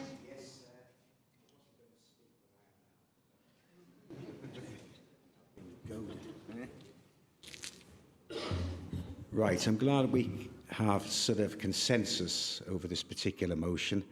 Just want to re-emphasise, and I fully recognise the role that our Forden colleagues have played in supporting the Kenton Food Bank, and I just want to place it on record that the Kenton councillors have provided a lot of support, both in terms of food items and indeed cash, as well as some of our colleagues in Kenton Ward who basically provide an annual subsidy to the food bank. So I just want to have that on record, please, that I fully appreciate and recognise the work that our Forden colleagues are doing, but we have played a very proactive role indeed in trying to sort of help the Kenton Food Bank, and it's an absolute pleasure and a delight that they've now purchased a compliant van, largely attributable to a Gosforth charity foundation who were able to support the food bank because it chimes with their social aims and objectives.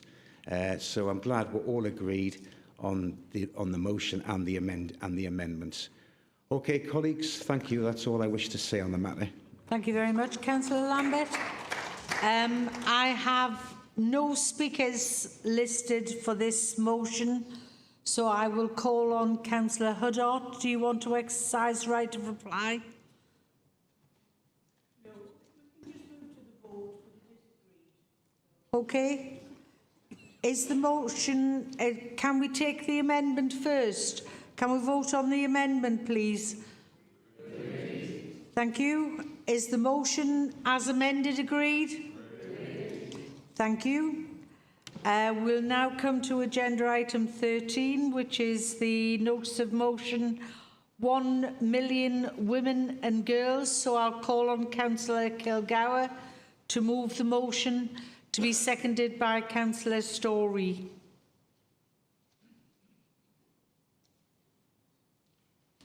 Councillor Kilgour. Thank you, Lord Mayor. I think everyone's heard enough from me tonight. Lord Mayor, this is an extremely important motion, and I thank my colleague, Councillor Story, for her work on this. Public policy made by politicians has a fundamental impact on every single one of us. The incoming elected Mayor of the new North East Combined Authority excuse me, will have powers that will have a huge impact on the lives of 2 million people in the North East. However, while I look forward to working with whoever is elected, it is essential that they understand and act on the important differences between the policy priorities and the needs of the 1 million women and girls within the North East, as much as the needs of the men and boys. Excuse me. Some men may wonder why this is necessary, but it's just this that makes it so important. It's only when women are fully considered and included in policy-making processes that the policy outcomes can work for all people, not just men. So let me give some examples to show just how important including women in the policy making process is. Take something as simple as seatbelts. We all use them every time we get in a car, but they've been designed on test crash dummies that reflect the body types of the average man. This oversight means that it can be uncomfortable for women to wear seatbelts, especially pregnant women. But it also might explain why women are injured 40% more in traffic accidents while wearing seatbelts compared to men.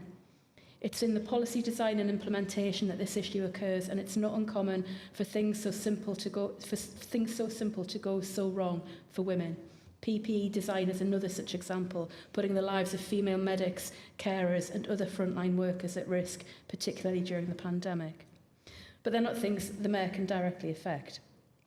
Take a policy area that some of the candidates have included in their manifestos, tackling poverty.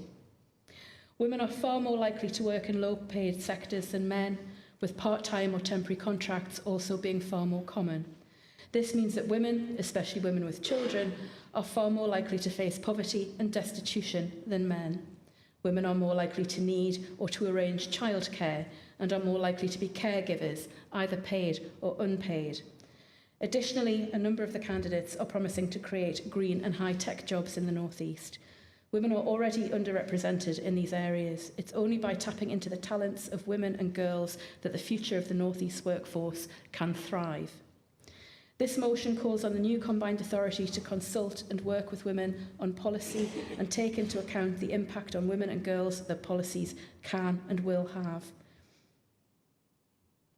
The new Combined Authority is a huge opportunity for this region. Let's not let it be another opportunity that leaves women and girls behind. Thank you, Lord Mayor. Thank you very much, Councillor Kilgour. Can I suggest that you might want to think about a drink of water to assist that tickly cough? Councillor Story. Council, Lord Mayor, and thank you, Councillor Kilgour, for bringing the motion. This has been a project of mine, and I have been working with many women and girls across the North East in the 1 Million Women and Girls campaign. And it's essentially a framework for gender equality in the new North East Mayoral Combined Authority. When the new North East Mayoral Combined Authority, what a mouthful that is, NEMCA, comes into being in 2024, it will be responsible for the aspirations and life chances of over 1 million women and girls living in County Durham, Sunderland, South Tyneside, Gateshead, North Tyneside, Northumberland and Newcastle. This major change in decision-making in our region brings a unique opportunity to do things differently. It can be tempting for policymakers to think that women and men use public services in the same way, but this is often not the case. Considering the specific needs of women and girls right from the beginning results in better policy making, and that better policy making works for everyone. Transport, education and the economy will be the policy remits of NEMCA, all very important policy areas that are crucial for women and girls. And I just want to quite briefly focus on why a renewed focus on women and the economy in particular is so crucial. As Councillor Kilgour has already said, women carry out more unpaid work, including caring for children and older people. which helps society, but it also means that we are less able to take on paid work. We know that far fewer women are working in the North East than anywhere else in England, and that cannot be right, and it needs to be changed. Nationally, women are more likely than men to be identified as economically inactive, and in the North East in particular, in 2021, 25.3% of women were economically inactive compared to 20.5% of men. We also know that some women face additional barriers. So, for example, we know Bangladeshi women are 2.5 times less likely to be economically active than their white British counterparts. And we know that far fewer small and medium-sized businesses are led by women and entrepreneurs. Women are affected much more significantly by the national wage gap. And I'm just going to very quickly move on because I can see I'm running out of time there, always running out of time. Essentially, what we want to do here is we want this motion to be passed by this council and every other council in the NEMCA authority region. We want to make sure that women and girls are included in all aspects of policy making right from the start, that was considered absolutely central and embedded right from the beginning. So I call upon council and the mayor when they are elected to support this campaign, and that they will explicitly consider the very specific impact on women and girls in every single aspect of policy. We want to maximise positive images and mitigate negative impacts, and I call on you all tonight to support the campaign. Thank you very much. Thank you. Thank you very much, Councillor Story. I do have some speakers down for this. Councillor Mains, to be followed by Councillor Taylor, and then Councillor Ion, to be followed by Councillor Campion. Councillor Mains. Thank you, Lord Mayor. I'm very happy to support this motion. As I've mentioned before in the chamber, as somebody whose education was curtailed by a very old-fashioned dad who didn't think girls needed an education and was too proud to accept a scholarship for his daughter, you would think that the world would have moved on since then. But no, here we are in 2024, looking at policies on how we can improve education and opportunity for girls and women. It's a shocking fact. It's a shocking fact that around the world struggles in many countries to educate girls and women. I mean, what's wrong with people? Why is it such an issue? Seriously, what is the big fear? What is happening out there is the suppression of talent, creativity and enterprise. It really is quite unbelievable that we're still having to put in place new initiatives and policies to further girls' and women's opportunities, even in our own backyard. I support the motion and I support girls' and women's progression. In my view, the world would be a much more compassionate, innovative, pioneering and more so a peaceful place if more women were given the opportunities in life that they deserve. Thank you, Lord Mayor.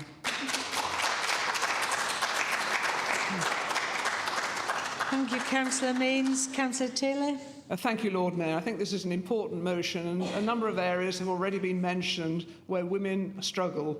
But I want to concentrate on the ones that perhaps affect women much more than men.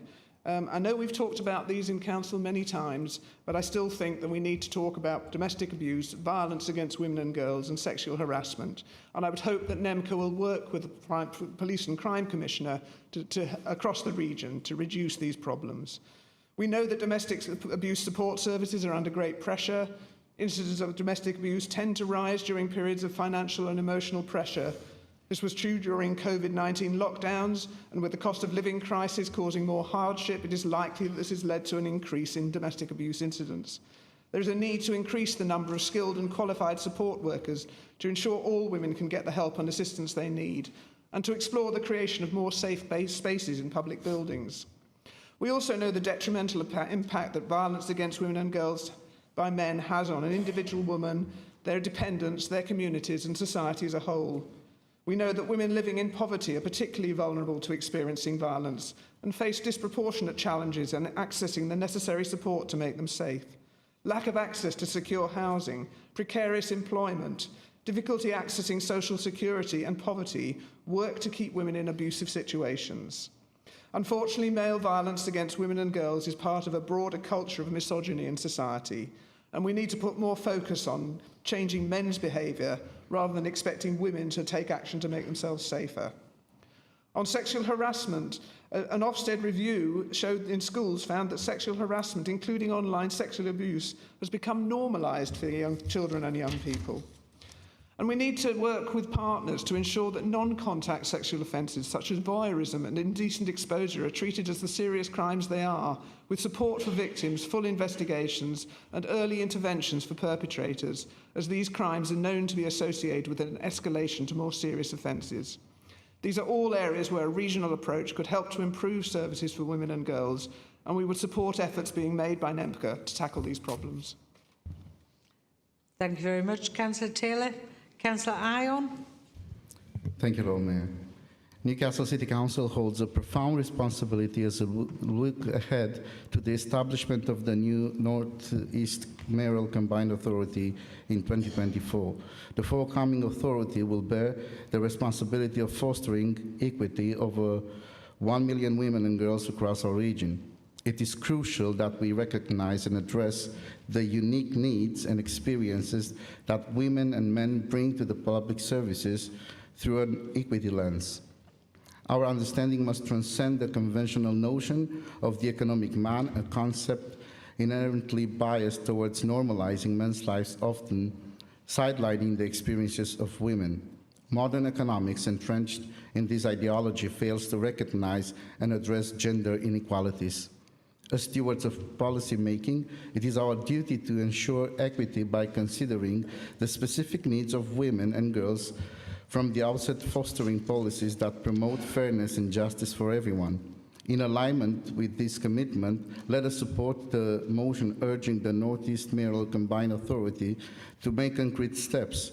We call upon the NEMCA to provide and to improve the lives of women and girls through practical measures, facilitating access to safe transport, suitable housing, quality jobs, training, and adult education, all underpinning by the principles of equality and equity.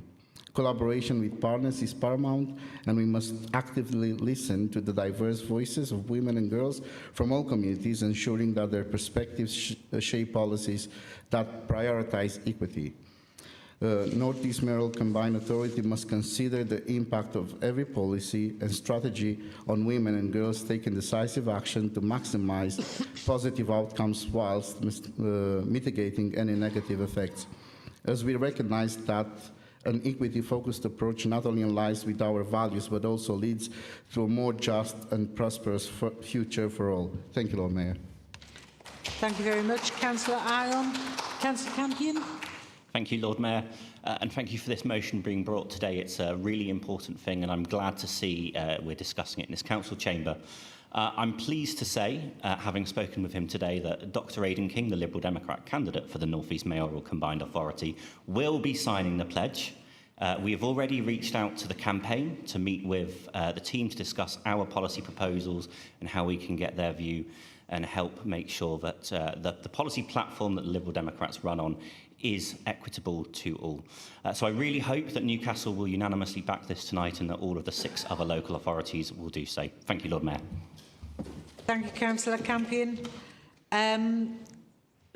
Right, I have no further speakers on this motion, so I will call on Councillor Kilgour to reply.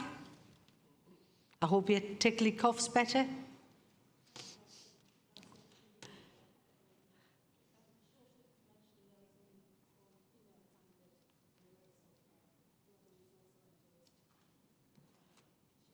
Okay, thank you.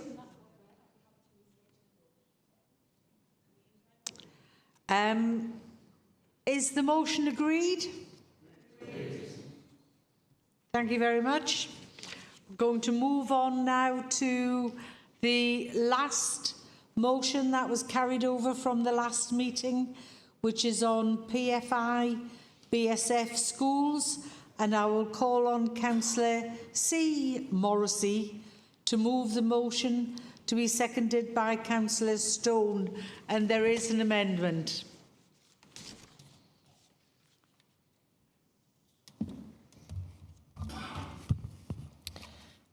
Thank you, Lord Mayor. Due to the process of council business, this motion is coming to council later than anticipated. However, since the debacle over issues at Jesmond Park Academy and the Gosforth Group Multi-Academy Trust's reluctance to engage at the earliest stage with parents, there have been further instances where similar issues have arisen, and so it is still fitting to bring the motion to council at this point. In reality, academisation has had a detrimental effect on local authority functions and has added to a complicated schools landscape in England. In many cases, profit is sole purpose, not the education of our children and young people. In any school, the relationship between parents and staff is crucial, and having parents on side is something that requires clarity and transparency at all times. Parents at Jesmond Park Academy were told complicated legal relationships were behind the school's prolonged disclosure, and that there could be catastrophic consequences if the large metal fascias were to fall during school hours. However, while pupils were kept off-site, external groups continued to use the site outside of school hours for private events. The school's buildings are maintained under the PFI contract by Equans, a services company owned by a French multinational which last year had an operating profit of around £2 billion. The number of academies has increased rapidly over the past few years. Presently, only 35% of secondary schools remain under LA oversight. This presents problems due to many academies occupying schools that were built with private funds during the private finance or building schools for the future initiatives. Information previously provided by the local authority is now considered commercially sensitive and is not available to the public, as the school is firstly a business and not a place of education. The questions raised by parents of students at Jesmond Park Academy were about the education of their children and the strategies which were in place to support this. They were straightforward, uncomplicated, and underpinned by an anxiousness that their children's progress should not be affected. The response from the Trust was terse, vague, and unhelpful. Our education staff here in Newcastle worked extremely hard to help, but with their hands tied behind their backs due to trust processes. There are some trusts that have brought new innovation and improvement to areas where local authorities had failed to improve standards. However, there are major problems with fragmentation, inconsistency, and a lack of transparency within the current system. Recently, 3 senior staff left an academy trust after investigators found an undisclosed conflict of interest over £379,000 paid to a supply agency run by a relative. Education funding has been cut to the bone over successive years, and to hear that money's been mismanaged in this way is absolutely appalling. £379,000 is around the equivalent of 16 SEND teaching assistants. The move by so many schools to academy status has left a large hole in the management of inter-school relationships. Functions such as planning the right number of school places and managing the education of children who are at risk of exclusion are effectively missing in the current structure. All of these functions are best managed by democratically elected local authorities, where academy schools are required to cooperate in ensuring sufficient school places, managed moves where children are threatened with exclusion, and ensuring SEND support is provided in the way that best benefits the local community as a whole. In business, large organisations are expected to have a disaster plan, which is fully tried and tested against a range of variables and shelf-ready to put into practice whenever needed. The disaster in Jesmond Park Academy was that protecting business interests took precedence over students, parents and staff. The Gosforth Trust, through the Jesmond Park Academy fiasco, highlighted the contempt in which parents are held by the companies who own these contracts. The academisation process both allows and exacerbates this. I urge you all to support this motion. Thank you, Lord Mayor. Thank you, Councillor Morrissey. Seconded by Councillor Stone. Yes, thank you, Lord Mayor. I'll speak now if I may. I'm very happy to support Councillor Morris's motion. The Jesmond Park Academy issue has now faded into the past before Christmas, but it is important to reiterate for the people in my part of the city, the situation was very worrying. It caused an enormous amount of disturbance and disruption to education, to people's domestic arrangements, and it was compounded by the dramatic breakdown in communications between the community and the school governing body, and which was unprecedented in my experience. That for several weeks we had no functioning school in the ward, a secondary school in the ward. We had no information about what was going on, and there was a perceived reluctance to engage with the questions that we tried to raise, both with the trust body and via the senior officers at the council. And I know that Councillor Kemp and Councillor Story both took part in a meeting with me with parents down in the Eastbourne farm about this, and heard the concerns of parents at the time. And what struck me most particularly about that meeting was hearing the accounts of parents who spoke quite movingly and quite passionately about how the impact of the disruption and the uncertainty that was being faced by their children was having a dramatic effect on their mental health. And I thought that was something that I took away from the experience. And I'm pleased to say that the situation has largely resolved itself on site, and that education is back to normal here. But the wider issue that is alluded to, I think, is one of notable concern. And I agree with the points made by Councillor Morrissey in terms of the impact of the way the governance of our schools now operates. It is accountable to a trust director and not to the local community in the same way that it used to be.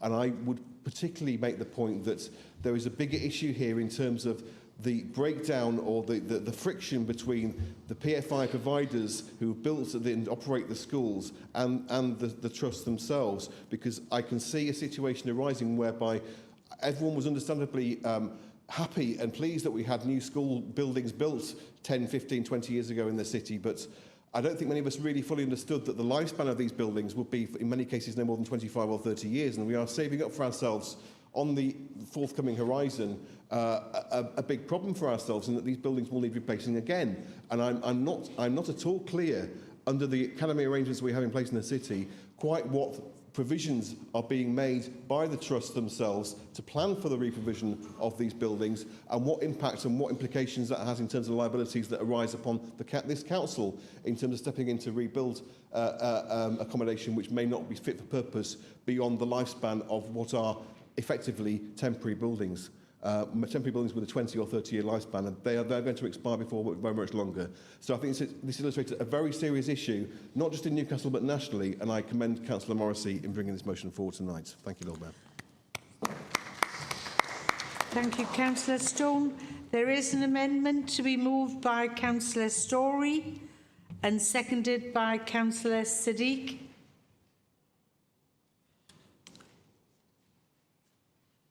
Councillor Story. Council, I also thank Councillor Morrissey for bringing the motion forward, and it's already been noted how actively involved both myself and Councillor Kemp were in the whole management of the situation with Jesmond Park Academy. Staff at Newcastle City Council and councillors worked incredibly hard to urge the Academy to communicate better with parents and families, and I personally met with many families and their children and heard many distressing situations and stories. I fed that into the Department for Education, and I also fed it into the Trust directly, and that was a very challenging conversation. The reason I've brought an amendment, and I'm hoping that you see this as a friendly amendment, is because Jesmond Park Academy is one school. There are many schools across this city, And my amendment gives you, as councillors, it empowers you to challenge schools right the way across the city in all wards, not just Jesmond Park Academy. In the last year, we have had other schools that have closed for various reasons in various wards across the city. We've had flooding, we've had fires, we've had all manner of things happening, and you as councillors need to be able to bring that to overview and scrutiny and drill down and look at all schools, not just Jesmond Park Academy. I do appreciate some of the very unique circumstances with that school, but there are other schools. So I think my amendment gives you more power and more scrutiny to look at all schools. I would also say, and I can bring more information about this in the future, we do have a handover plan around PFIs. You are right to be concerned, and we should all be concerned, and that's something that we will be scrutinising. But I don't want to get into the, the ins and outs of what happened 20 years ago, PFIs per se. In the here and now, you as councillors need the ability, if a school in your ward closes for more than 5 days, or maybe even 1 day, you need to be able to ask questions about that. And that's what my amendment brings. Thank you. Thank you very much, Councillor Story. Seconded by the amendment, seconded by Councillor Sadiq. Thank you, Lord Mayor, and thank you, Councillor Story. I think it's extremely important, this amendment, and it clearly demonstrates for all the councillors to be on this platform, and especially for the backbenchers, and I really fully support the amendment. Thank you very much. I have 3 speakers down on my list. First one is Councillor Kane, to be followed by Councillor Kemp and then Councillor Taylor. Councillor Kane. Yes, thank you, Lord Mayor. I must start by declaring an interest. I have 2 children at Jesmond Park Academy, but that meant that I saw firsthand the stress of this situation. Day to day, parents did not know whether their kids were going to school the next day. It was very, very disruptive for parents. I'm actually quite fortunate because I'm self-employed and work from home, so I could absorb that. And some kids took it in their stride, but others really struggled, particularly those who struggled through COVID lockdowns and homeschooling, etc., etc. It really was very, very disruptive for them. And the uncertainty came about, I understand, because of the confidentiality clauses in the PFI project. And this is the problem I have with the amendment, is it lauds the New Labour obsession with PFI in the 2000s. And I know Councillor Story doesn't want me to go back then, but I never liked, personally I never liked PFI for the very reason that Gordon Brown loved it so much. It kept a huge amount of debt off the books. And that financial sleight of hand came at a substantial cost. It's been estimated that repaying PFI debt costs 70% more than servicing normal government debt. That is a huge premium. And given that PFI repayments were, if I recall correctly, £40 billion per annum in 2010, at a time when the deficit was £100 billion, it really was a substantial contributor to austerity. And it's not just me who thinks like this. Colleagues on the other side of the chamber may want to mull on the words of Dave Prentice of Unison, saying in 2018, local communities may now have shiny new schools and hospitals, but at huge cost. The repayments on PFI debt have to be made first and are so steep that teaching assistants are losing their jobs and patient services are being cut back. Meanwhile, the shadowy PFI firms just keep on hitting the jackpot. Crippling PFI debts are pushing local services to the brink and costing the taxpayer dear.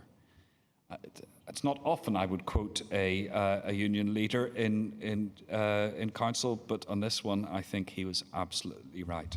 Thank you, Lord Mayor.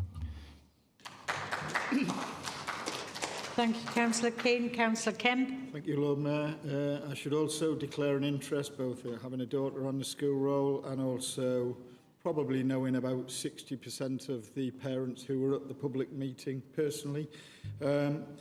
I think there's a few points I'd like to make as observations. That we've had a slightly philosophical discussion around the merits or demerits of PFI from colleagues on the opposing side. As Councillor Story has commented, the issue is really about resolving the situation currently rather than actually having a hand-wringing exercise and discussion about what was taking place outside of our hands. I'm not aware, I don't recall hearing any clamour to oppose the school building programme in the City of Newcastle when it took place. But, you know, I'm happy to stand corrected on that. Councillor Taylor, you would have been there, so I'm not sure whether that did take place. However, we are where we are, as they say. I think the issue really is about accountability, as Councillor Story said. I think it's very clear that there are many, many lessons to be learnt from the experiences of Jesmond Park Academy. And I assume the issue with academies, it will vary from academy to academy. What we need to look at and learn the lessons are actually about empowering our local ward councillors to be able to hold the academies to account, to challenge and question where at all appropriate. And if it is the case that the academies themselves are closed and don't wish to engage, then we use our public forums, such as overview and scrutiny, to do that so in a public way and produce reports that can act in some weight to challenge the governance. I think realistically, as Councillor Story has said, there's an exercise to review the whole of the school's estate and public buildings across the City of Newcastle. There are other buildings that are built under different funding regimes, and what we need to understand is the implications for us, for the City currently, and for our children and the future children of the City. So I support the amendment. Thank you, Lord Mayor. Thank you very much, Councillor Kemp. Councillor Taylor. Thank you, Lord Mayor.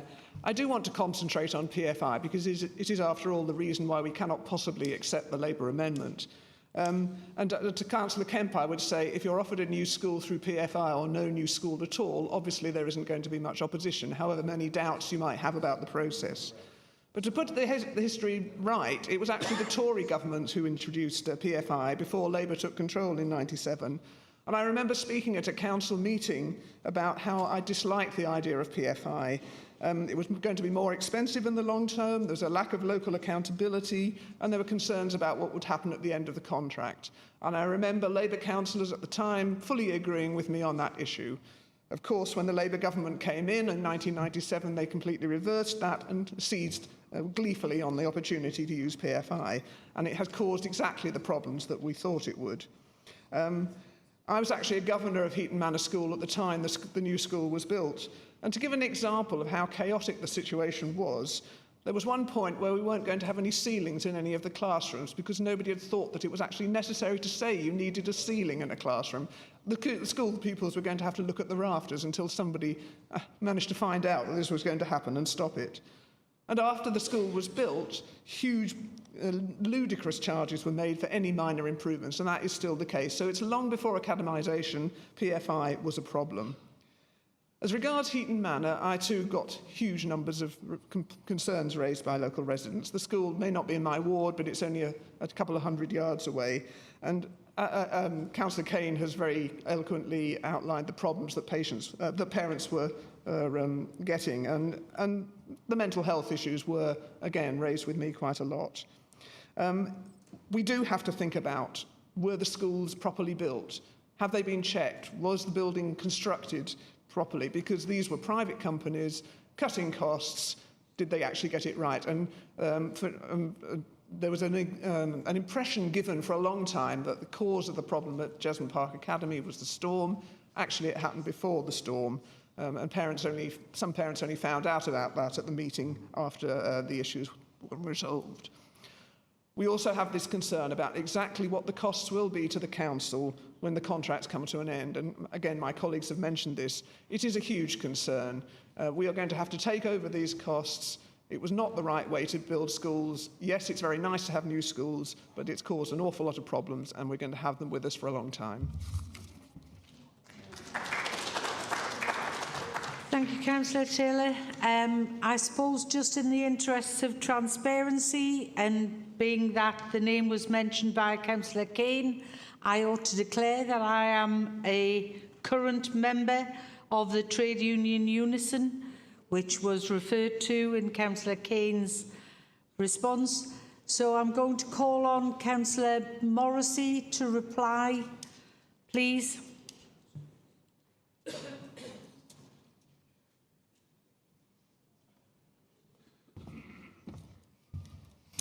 I'm going to start off being very positive and then end up negative. Surprise, surprise. I appreciate Councillor Story's offer of what she considers to be a friendly amendment. However, on this side, we don't. I realise that we're talking about things that happened when many of us were not involved in politics, or some of us not as deeply involved as we are now. We have to deal with what we have here and now. We've got two issues. So we're talking about schools, but we're also talking about academisation and what that has done. And I just don't feel that the first few comments on the amendment are appropriate. So I'm not willing to accept the amendment, and I ask colleagues to vote for the substantive motion, please. Thank you, Councillor Morrissey. So we're voting on the amendment on agenda item 14 on PFI BSF schools.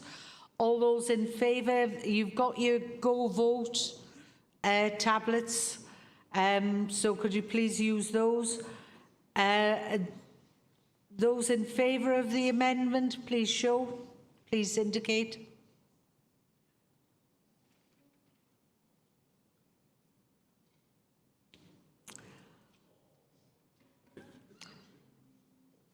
Is there anyone who's unable to vote?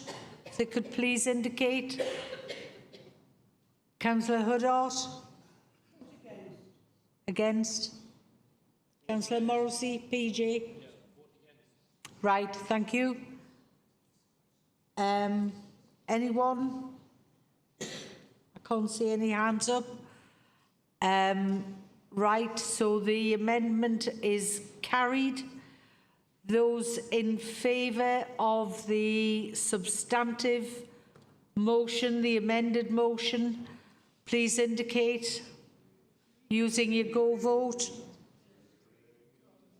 Is that agreed? Thank you. We now come to a new motion from on copper switch off, which is to be moved by Councillor Stone, seconded by Councillor Ferguson. Thank you, Lord Mayor. I'm grateful for the opportunity tonight to propose a motion to raise public awareness on an issue which may not yet be at the forefront of the public's consciousness, but which is going to have a potentially very significant impact on thousands of people in the city and probably millions more across the country in coming months to come. Many people are not yet aware of the copper switch off. For many people, it will affect them not at all, but it will disproportionately affect older people and will potentially significantly increase their risk of social isolation. The nation's telephone system has run for decades using infrastructure based on copper wires. It's no longer able to offer the connectivity and flexibility consumers now expect in a digital world of high-speed broadband. And the National Telecom Network is due to switch over to a full fibre network from 2025. The new infrastructure will be faster and easier to maintain, and new telephone accounts, if you want to open a new telephone account, are being exclusively offered on the new digital network now rather than the old copper wire network. BT's exchanges in Newcastle have already switched over to digital technology, and we're all experiencing the joys of having full fibre connectivity installed in our streets and our neighbourhoods across Newcastle. If you've not had City Fibre down your street yet, I'm sure you will soon be experiencing the joys that we've had over in High Heaton and Cochrane Park in recent months. For every household that already has high-speed broadband, switching over to digital telephone connections is a painless process. Your telephone can just plug in to a port on the back of your router. But if you have a mobile phone, you will not be affected. If you just use a mobile phone, you will not be affected at all by this. But if you're on a landline, which is based on the old copper wire network, it's going to go the way of the semaphore and the telegraph. It will be out of date. It will be replaced, and there will not be a great deal of nostalgia for that. But I think we should be concerned about the implications of this for people who may not be aware that this is going to be going on over coming months. The reason for my concern for this motion is to make sure that everyone in the city is suitably aware that this switchover is going to affect them by 2025. As councillors, we know there are many older people in the city who are not up to speed with the latest technology developments. There are thousands for whom the telephone is their main means of communication with their family or with essential services. Some of them will be isolated and vulnerable. Some of them may still be reliant on old-fashioned rotary dial telephones to contact anyone outside of their home if they need to do so.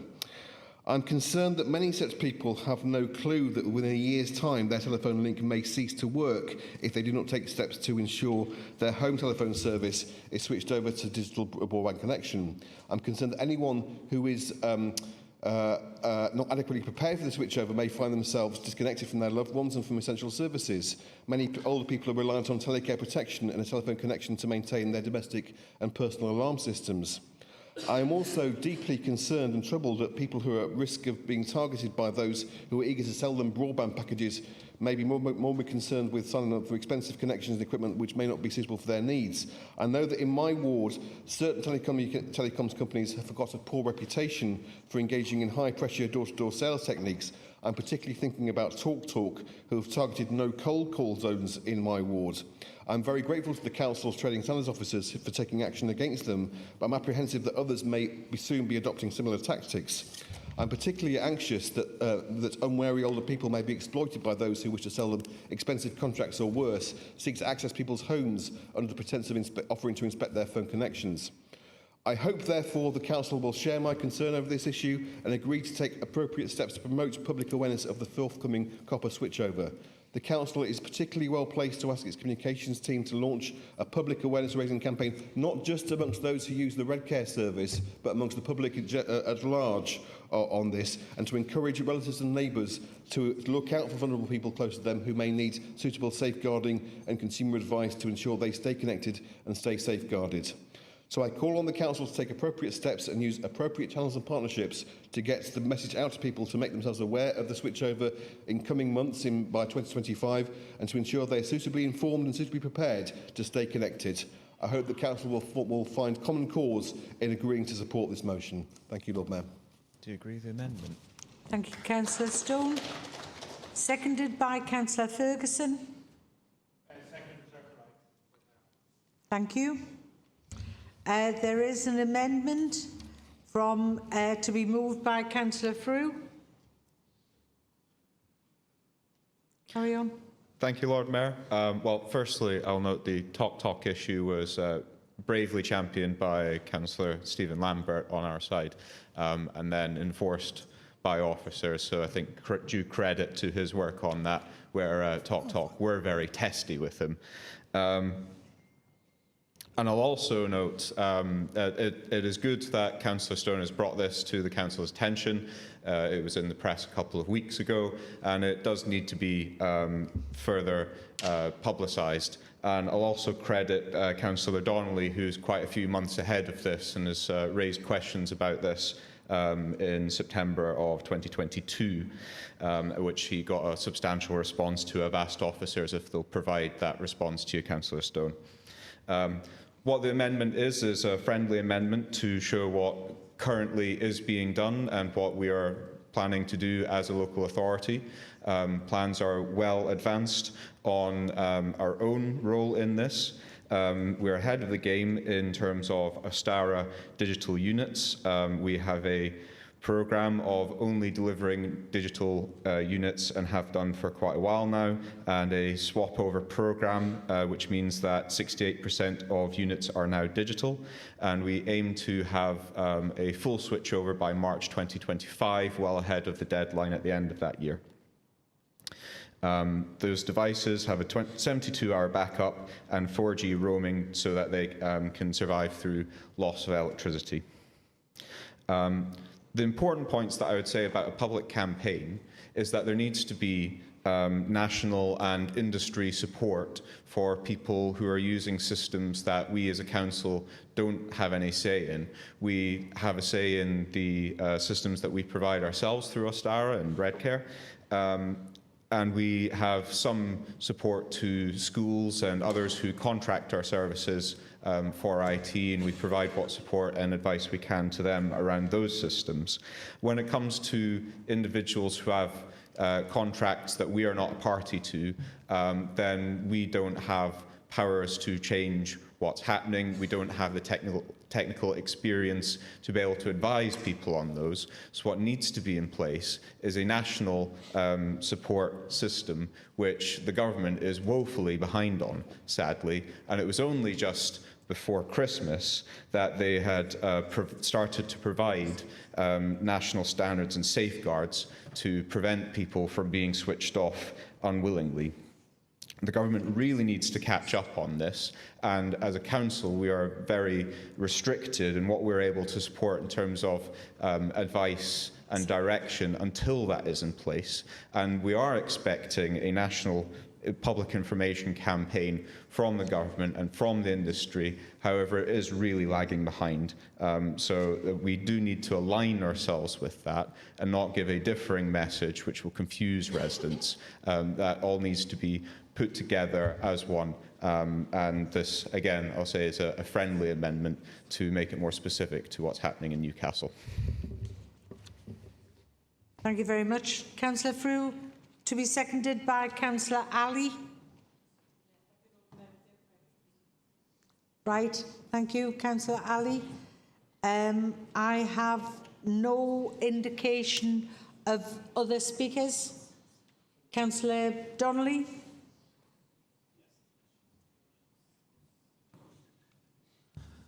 Thank you, Lord Mayor. This has briefly been touched upon by Councillor Frew. I do welcome the motion this evening.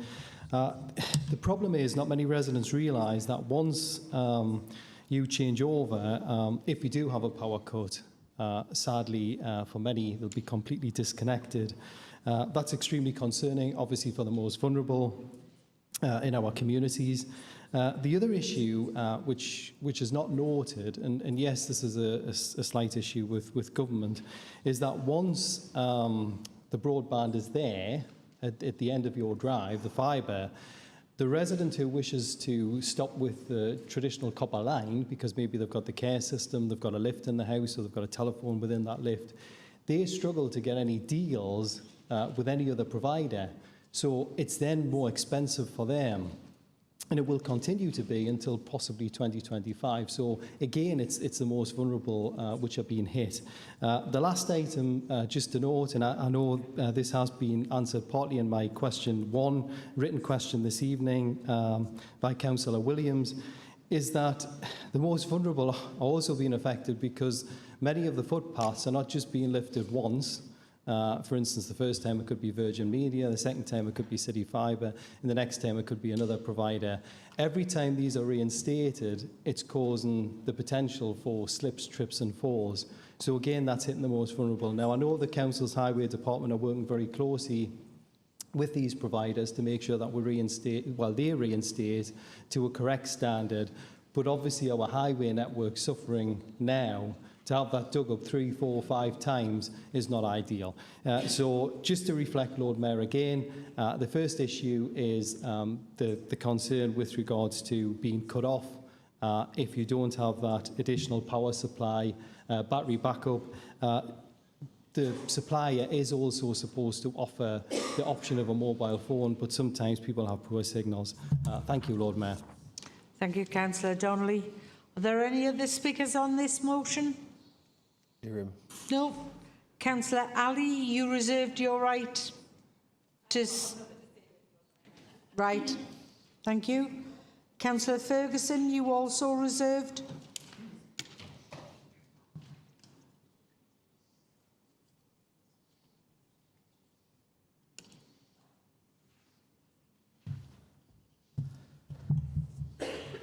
Thank you, Lord Mayor.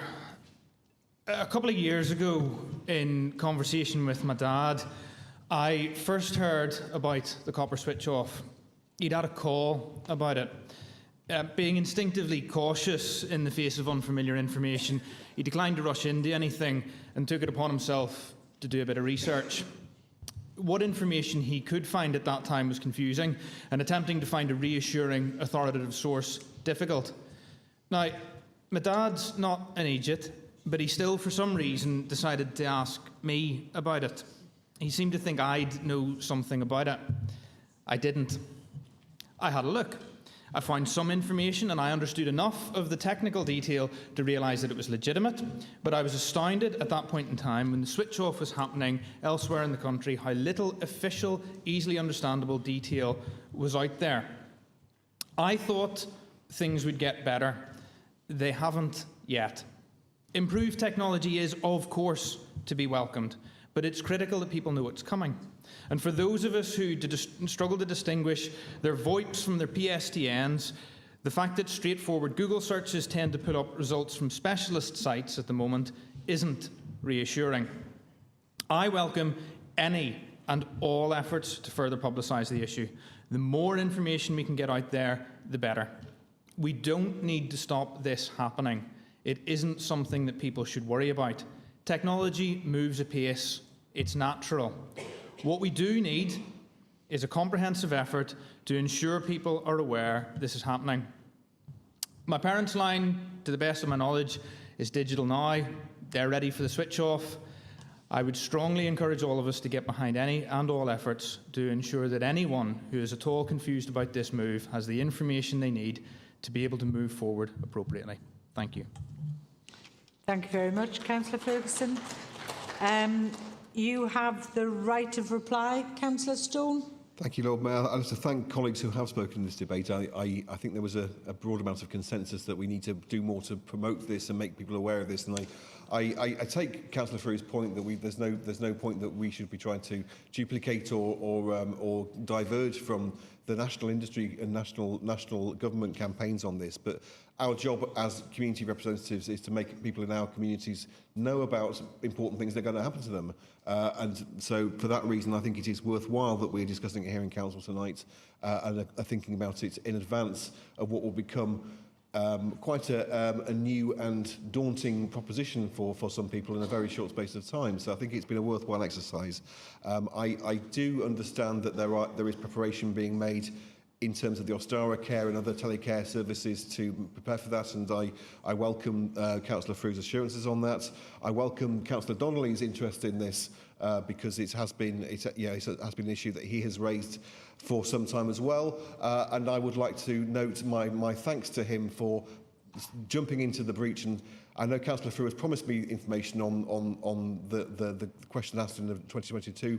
Councillor Donnelly has already provided it to me, so he's been a more rapid response on that one than Councillor Frew has been. But on the whole, I think there is a broad amount of support across the chamber on this one. I am willing to accept the amendments in the interests of a common purpose on this particular agenda, and so as another telecoms company was telling us, I'm probably showing my age by raising this one here, but I think it was Bob Hoskins on behalf of BT who said, it's good to talk. And so I recommend that we continue to talk and continue to talk to our constituents about this issue. Thank you, Lord Mayor. Is the amendment agreed? Thank you. All right, we're going to vote on the substantive motion as amended. All those in favour? Agreed. Thank you. We'll move to the last motion on tonight's agenda, which is about closure of pharmacies, to be moved by Councillor Huddart, seconded by Councillor Ave. Lord Mayor, just to be fair, representation of interest that I vote for the NHS Office and Okay, thank you. Councillor Huddart. Thank you, Lord Mayor, for the opportunity to raise this issue, because it's important for a lot of our residents, and there can't be many people in this room unaware of the fact that lots of pharmacies dispensing thousands of items which contribute to our well-being are facing closure across this city and wider. I'll assume that everyone's read the motion and is aware of the effect of these issues in their own wards.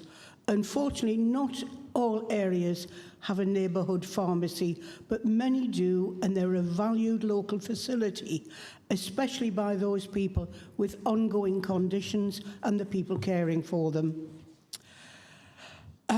We're all aware it's not the council's responsibility to ensure that there are a given number of pharmacies in and around the city, but we do have a corporate responsibility to raise the concerns that the current closures are having for some of our most vulnerable citizens, the very young, the elderly, and those with long-term conditions.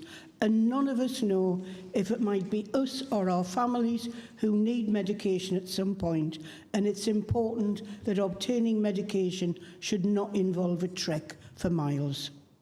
One of the reasons I've raised this is to ensure it gets on the agenda of the organisations which do have responsibility for ensuring the health need provisions will include the establishment of pharmacies. The other problem issue here is about shortages of medication. I've experienced this myself, and I've heard from other residents who've had to chase around to find where their own medication is available. Recently, well, last week, a BBC You and Yours programme highlighted the shortage of pharmaceuticals, and they were overwhelmed by calls and examples.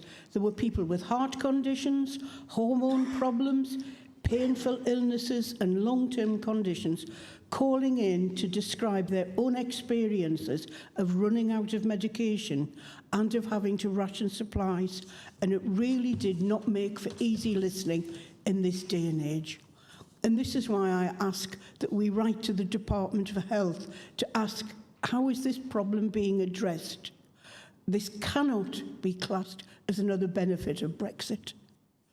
There's also no reason why, as a council, we can't be supplying information via our various lines of communications, like libraries, websites, leaflets, etc., to help our residents connect with useful information, how to navigate their way through an effective pharmacy service, which we all deserve. Just to highlight something I experienced myself, as I've got a minute left. I was advised to change pharmacies. So I asked my GP to email my medication to the nearest other pharmacy. And I received no notification. So I tried ringing, and it didn't happen. So I went to the other pharmacy, where there was a queue of about a dozen people, all having some kind of argument. When I finally spoke to the pharmacist, she said, "We are overwhelmed. We can't cope because of the local Boots closing." And I said, "But I normally get a notification to say this is ready." She said, "Well, why didn't you ring us?" I said, "Yeah, well, I tried that 4 times and it didn't work." And they said, "Well, would you mind waiting an hour?" I said, "Well, this stuff was due a week ago." And she said, "Sorry, we short-staffed and we just haven't got people to do it." And that's being repeated all over the city, and it's not something we should be experiencing in this day and age. Thank you for listening. Thank you, Councillor Huddart. Seconded by Councillor Vai. Pardon? Did you reserve the right? Right. OK, there is an amendment to be moved by Councillor Kilgour. Thank you, Lord Mayor. I'll keep this short. I hope Councillor Huddart can recognises this as being a friendly amendment, and I hope the amendment clarifies responsibilities and suggests a process for how we go about tackling this problem. I think information is available on the Information Now website and other information that we provide, but certainly I'm sure there's more we can do. And I would also thank my colleague Stephen. Tonight is your night at Council. I'd like to thank Councillor Lambert also, who brought a petition about the potential closures of one of the pharmacies in question to our last council meeting, I think, or the council meeting before, and brought this to our attention.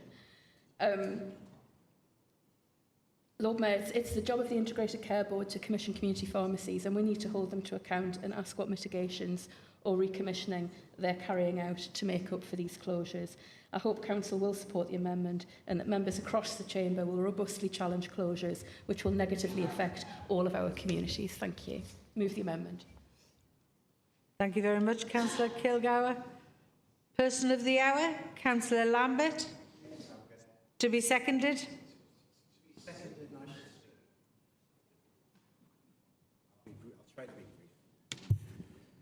Thank you very much, colleagues, and fully in support of the amendment proposed by Karen.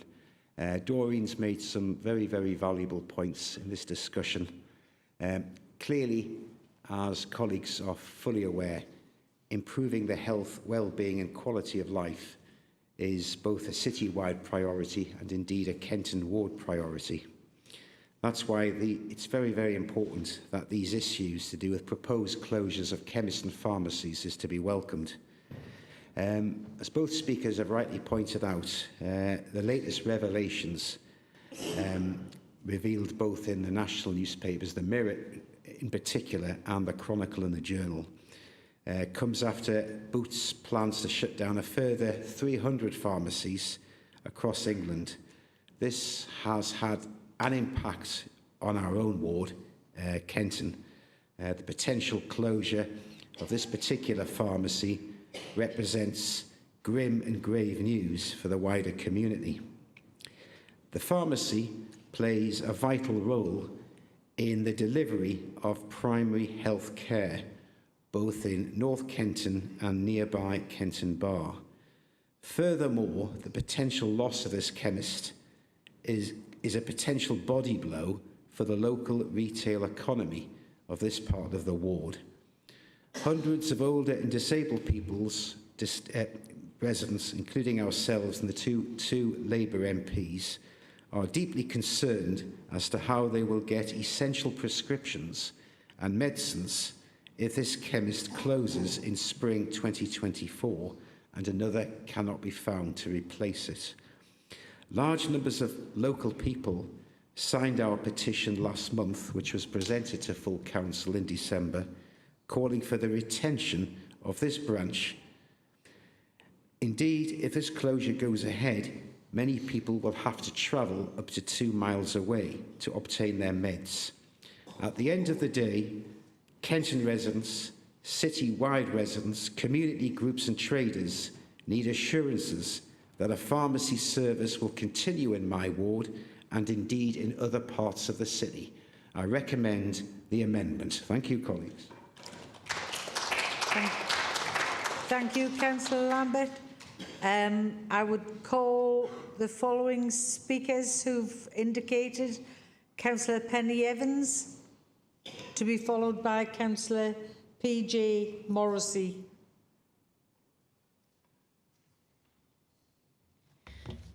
Thank you, Lord Mayor, and thank you. I'm speaking in support of the amendment, but I'd also like to thank Councillor Huddart for bringing this motion. I know that Councillor Huddart comes from my end of the city, where we're not talking about potential closures like Councillor Lambert, but where we've had closures happen. One of the main closures was in Sainsbury's, where we had a Lloyd's pharmacy close. Many residents used to get their prescriptions from there. They would pop in and do their shopping, but they would also pop in there and get some advice, talk to the pharmacist about some concerns or issues they were having. And I know that I'd certainly had my flu vaccine in there before, and it was very convenient for lots of our residents. So lots of residents moved away from Sainsbury's and moved back to Boots on Chillingham Road, which then has just closed as well. So we've faced two major pharmacies closing in our side of the city, and it's quite devastating for quite a few residents, because the local pharmacy isn't just about picking up your prescription. It is about getting that advice when you need it, when you can't potentially get a doctor's appointment because you have to ring at ridiculous times to get one, where you can just go and get some informal advice, and where you can just check in with people. And when I was in the Boots pharmacy in Chillingham Road waiting for my prescription, and the chemists were telling everybody about having to move to the next pharmacist, it was quite clear that they had developed long-term relationships with the people collecting their prescriptions, that they were able to talk to them and knew them by their name, ask them stories about how their families were. So I also feel that local pharmacies can often combat loneliness as well, and really protect some of our residents in different ways. So I'm backing the amendment, but I also would really like us to look at how we can utilise the local knowledge of pharmacies and look at how we can see during the mapping process of whether or not we can reinstate some of those local pharmacies.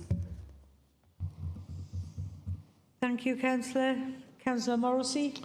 Thank you, Lord Mayor. Yesterday, my pharmacist or my GP's office told me to go to see my pharmacist, and the pharmacist would see what was wrong with me. I went to the pharmacist who said that she wasn't qualified, but I'd go and see the GP. Up to now, I have seen neither. But I have heard them over the phone. It shows the shortage of professionals we have in this field of pharmacists, doctors, GPs. We just have a shortage that is affecting all of us. Also, where I live in the city, we are the hills. We have no metro system because of the hills. We rely entirely on public transport, which is always being cut back somehow. So everybody out in the west of the city travel by road. We don't have the other things that other people in other parts of the city have. So transport is an issue in accessing drugs from your local pharmacy because people can't afford transport. Also, we're in that part of the city which has the lowest amount of car ownership, which again makes access difficult for everybody. When I go to the pharmacy, there are queues waiting for tablets and medication that isn't available. And it's a case of call in next week or call in the week after. So speaking to both the motion and the amendment, I'm happy to accept them, but please, we have to write to somebody because we cannot let the pharmacists or the pharmacies just disappear off the face of the earth. We actually need them. They are not a luxury. Thank you very much, Lord Mayor. Thank you, Councillor Morrissey. Right, well, I'm now going by the standing orders. The guillotine has fallen. It's 9 o'clock, but I am going to follow the procedure for dealing with the rest of this motion. So I will call one further speaker, and that is Councillor Gray.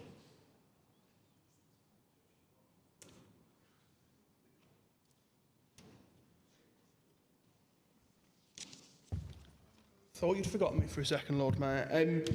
Thank Councillor Huddart and Councillor Kagawa for the motion and for the amendment. I think this is quite an important issue to be raising for so many in our city. And one of the medications I think is a particular note that's seeing shortages, I think across the world, is ADHD medication.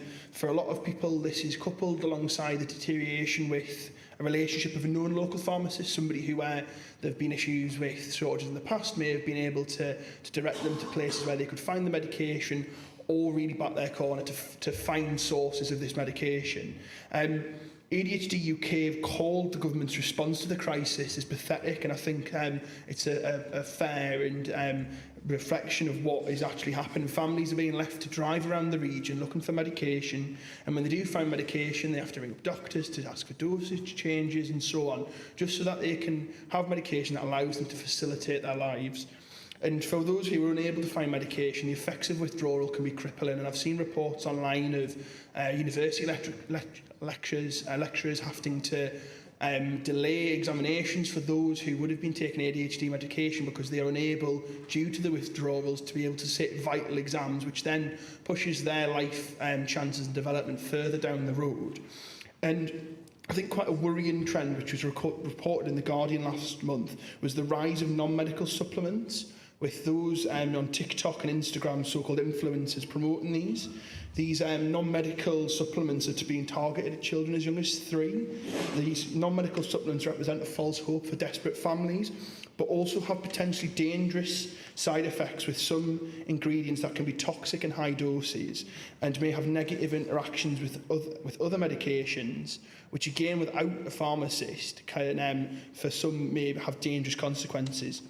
And these shortages have created this space for these potentially dangerous alternatives that families look for in hope of having some remediation whilst they wait for these medications that their children have been prescribed to come back on and to order, and to allow them to hopefully have some remnants of normality back in their lives. And reports in the BBC today have said that this shortage could carry on until April, which is an absolute disgrace. Families have been left since September with shoddy supply lines driving across the region, ringing up all the pharmacies they can to just try and get some medication for their children. We know for those who are on medication, like for ADHD, that some of these are controlled drugs, which means that even when there are supply lines that are suitable, that they can't build up stockpiles due to the requirements of those medications. And I've said, not having a local pharmacist who's there to bat for them, who's there in their corner, they're trying to find supply for them, is incredibly dangerous for these people who need to be taking the medication. And for those people with complicated medical issues, being forced to travel around our city and further afield to try and find their medication, or a pharmacist who can deal with the issues that they are medicated for, is just not on. The NHS's strategy around trying to reduce GP surgery and A&E pressures is around sending people to pharmacists. And if these pharmacies don't exist, Lord Mayor, that is just putting more pressure back onto GP surgeries and back onto A&E. And I'll just finish by saying we had a discussion at Council a while ago about the proposed closure to railway ticket offices. And I think this comes under that same thing about the fabric of society and about the country we want to live in, where people are able to not just survive but thrive and have facilities in their local communities. And I think the point that Richard Osman made on that topic... Can we conclude, please? ...can be translated to saying, well, it's one of those things that reminds us of what society should be: real jobs, real interactions, and a community that can sometimes be placed above shareholder dividends. It's a choice we make, and I think that is very apt when it comes to the topic we're discussing, Lord Mayor. Thank you. Thank you, Councillor Gray. Councillor Adai, you reserve the right to speak. Thank you, Lord Mayor. And firstly, I would like to declare my interest in this item. I work as a community pharmacist and I'm a member of North of Tyne Local Pharmaceutical Committee. This petition calls for urgent action to address the crisis that community pharmacies are facing. The number of pharmacies in Newcastle has fallen by 6 in the past 2 years. And we now have just under 60 pharmacies in the city, and that's the lowest number since 2015. And sadly, I am aware of at least 3 more closures that will happen over the next few weeks. The reason for these closures are complex, but to give you the overall picture, the government funding is effectively the same as what it was 10 years ago. That's despite the rising inflation and significantly increased workload by around about 40%. I am particularly alarmed by the impact of pharmacy closures in the east of the city, with disproportionately more closures in areas such as Jesmond, Heaton and Byker. A strong community pharmacy sector is essential for the well-being of our residents, as local pharmacy is often the first point of call for many. The current outlook suggests access to essential services is becoming more limited. This in turn will put significant pressure on other parts of the NHS and social care, which cost a lot more to operate. The additional funding of £650 million is coming to the sector as early as next month. But as many of us have seen, this is perhaps too little and too late. As things are, not many pharmacies have funding in place beyond the next 6 months. The measures in this motion calls on are essential to protect the future of pharmacy services in Newcastle, and I therefore urge all councillors to support this motion. Thank you. Thank you, Councillor Vai. Councillor Huddart, you have the right of reply. Thanks everyone for your support and your speeches. What about the amendment? Could you say something? I did say we'd Right, okay. Thank you. Apologies. We'll take a... Is the amendment agreed? Agreed. Is the motion agreed? Agreed. Right, fine. Thank you very much. In that case, the guillotine has fallen, and I will say that the next meeting of the council is going to be at 6 o'clock on Wednesday, the 6th of March. And a reminder, because it is the budget meeting, the guillotine will again be at 9 p.m. Thank you very much.